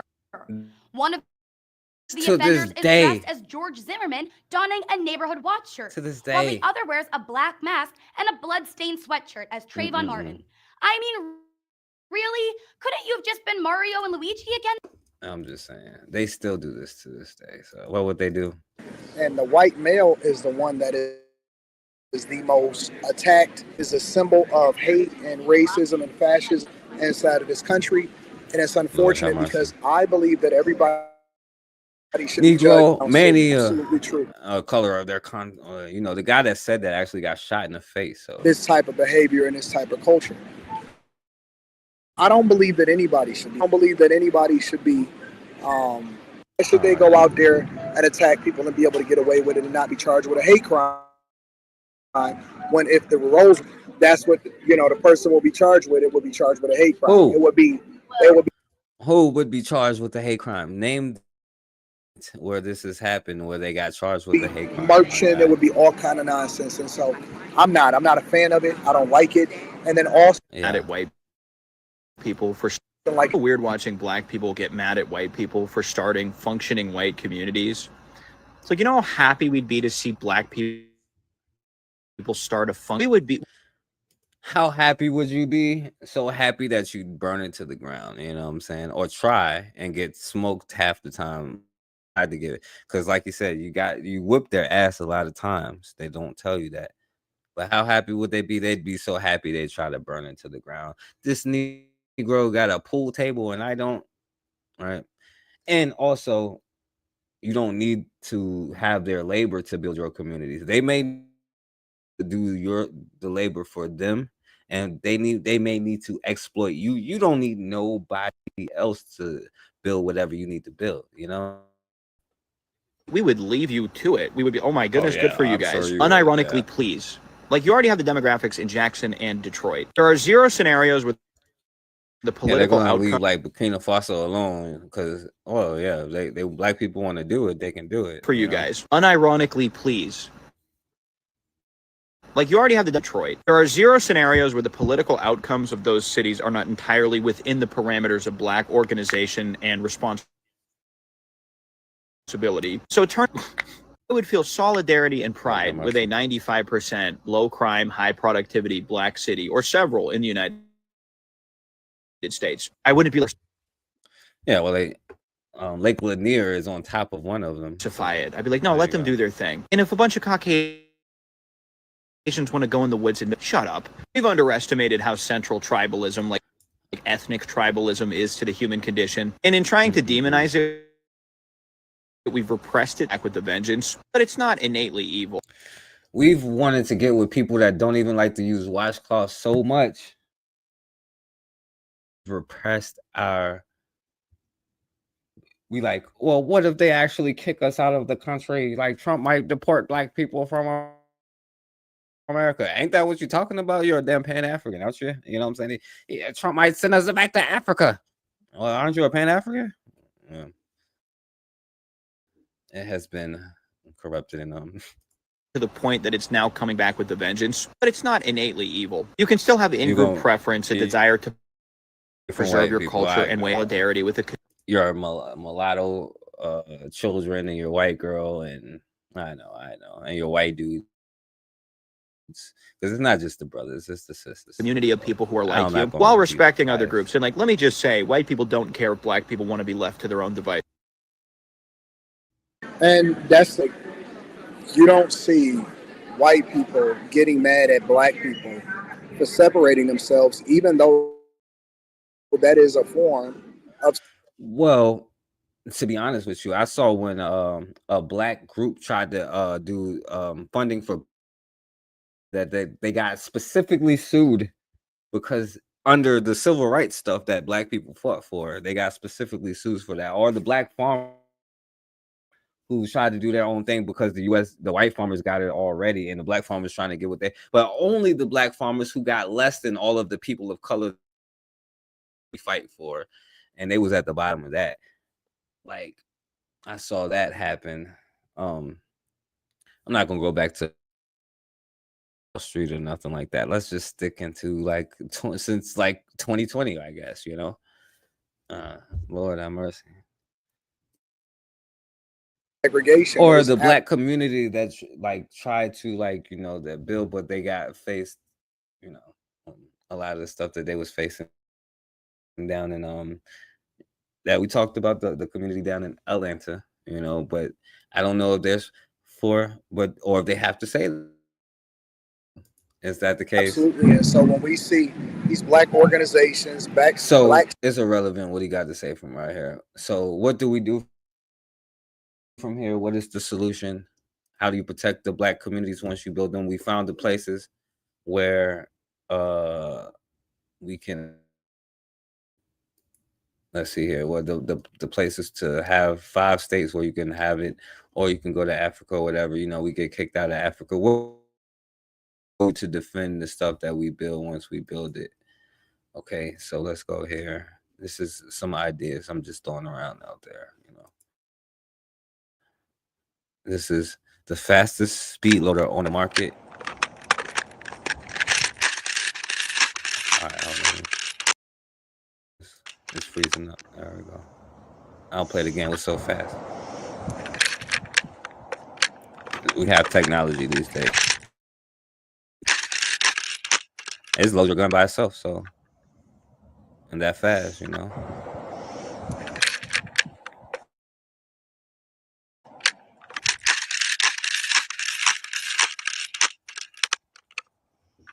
All right, so there you go. And then of course, and we also support brothers like this brother where we make sure that we defend them when we create what need to be created, you know what I'm saying? Or even when black people speak out and do something, you know what I'm saying? We don't protect them. Like people like John Henry Clark, a brother who dedicated his life to like education and all that stuff. Like we don't support them. Or I disagree with Nick Cannon, but at the same time, like we have to create a system where if they try to cut us off for talking the truth about what happened, then we know that we support each other, right? We can start on a small scale, and if people want to come with me, we can have a thing where we can try it again, you know what I'm saying? Well, we put our resources together, but we're going to definitely make it more organized. If people is interested, is my email and thing, the Facebook and the thing, and we can have like Zoom call meetings, like video time, Zoom call meetings. But also, I'm gonna play this again. Shouts out to brothers like this, you know, and as important as science, but also just he may be just 25 years old, but he's already a successful business owner. In December, Brandon Hollingsworth bought his own laundromat in Queens Village. Again, he's 25. And as he explains, owning a laundromat is in his blood. Here's Eyewitness News reporter Kimberly Richardson. This is a story about the cycle of life. Very proud. To the moon and back. How one day Brandon Hollingsworth came clean with his parents, told them he wanted to follow in their footsteps. 25, he owns a laundromat.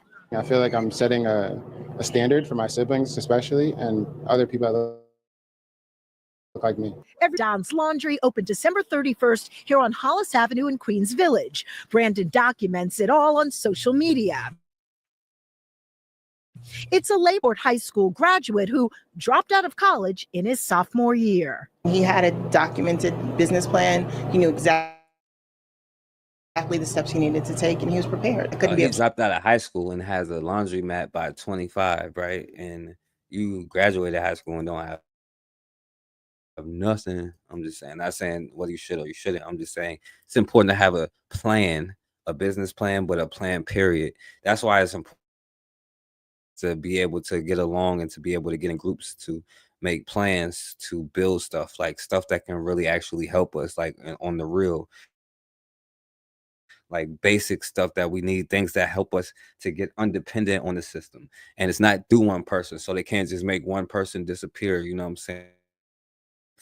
It's just like if something happened to me, it's not just me, then somebody else would come up and do the exact same thing that I'm doing, because it's not me, it's an energy that this energy was here before me. It's going to be here after me. But we have to realize that we are all we have. We have friends. We are all we got. You know what I'm saying? And we keep arguing about dumb stuff. You know what I'm saying? But it is what it is. Exactly the steps he needed to take, and he was prepared. So I couldn't be upset with that. Oldest of 5. I've known Brandon would be a business owner since he was probably 6, and he convinced his brother to swap beds with him and do all the work. Roadmap for his entrepreneurial journey. His parents owned 2 full-service laundromats. Growing up, he helped with every aspect of the groundwork for this venture. All the mistakes that were made, I was watching firsthand, so I know not to make those same mistakes. I learned to put my money away and not spend on, and I actually sold sneakers to get enough money to pay the lawyer, to get the store.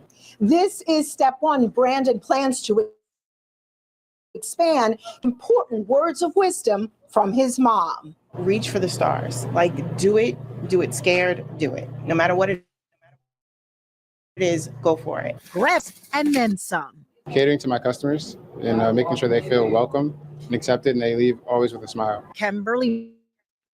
The real life George Jefferson right there. So shouts out to this young brother. Shouts out to this young brother here. But at the end of the day, And Raw, if you still listening, I know you know the answer. But at the end of the day, if it comes down to it, what is the only answer?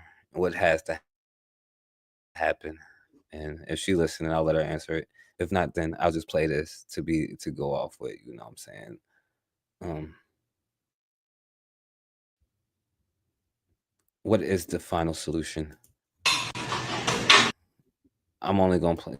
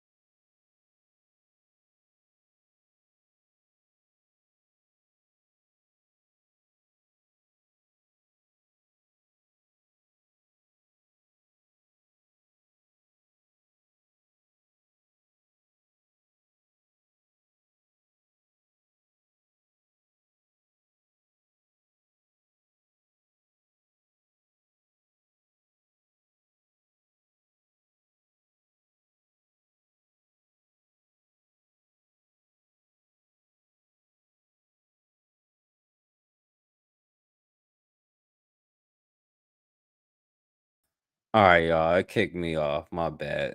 So y'all ain't gonna be able to see the end. So I'll play them next time. But yeah, like Ross said, pick a time on the clock or whatever, and pick a day on the calendar, a time on the clock, and whatever you got, it is what it is. You know. So let me share this. I'll play it next time because all of y'all probably gone by now. So damn, it's still not playing. So damn, I don't know what's going on. It's gonna play. So maybe next time, y'all. I'm gonna take that as a sign that it ain't meant to be. But anyway, I appreciate all y'all for listening. You know, I appreciate everything that y'all got to say. You know what I'm saying? I wish I could have played them last ones because it would go off so perfect. But, you know, unfortunately, it's not letting me do it. So shouts out to Raw in the building. Shouts out to Cassidra Rum in the Bush. We're going to be back on Wednesday at 8:30.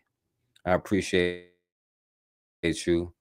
Shouts out to Multi Grooves. It's been a minute. Shouts out to Matron. She's gonna be live tomorrow at 8:30 or whatever. So yeah. So we just gonna have to wrap it up because it's not playing. So as always, man, we have got to start standing for something, or we're gonna keep falling for anything.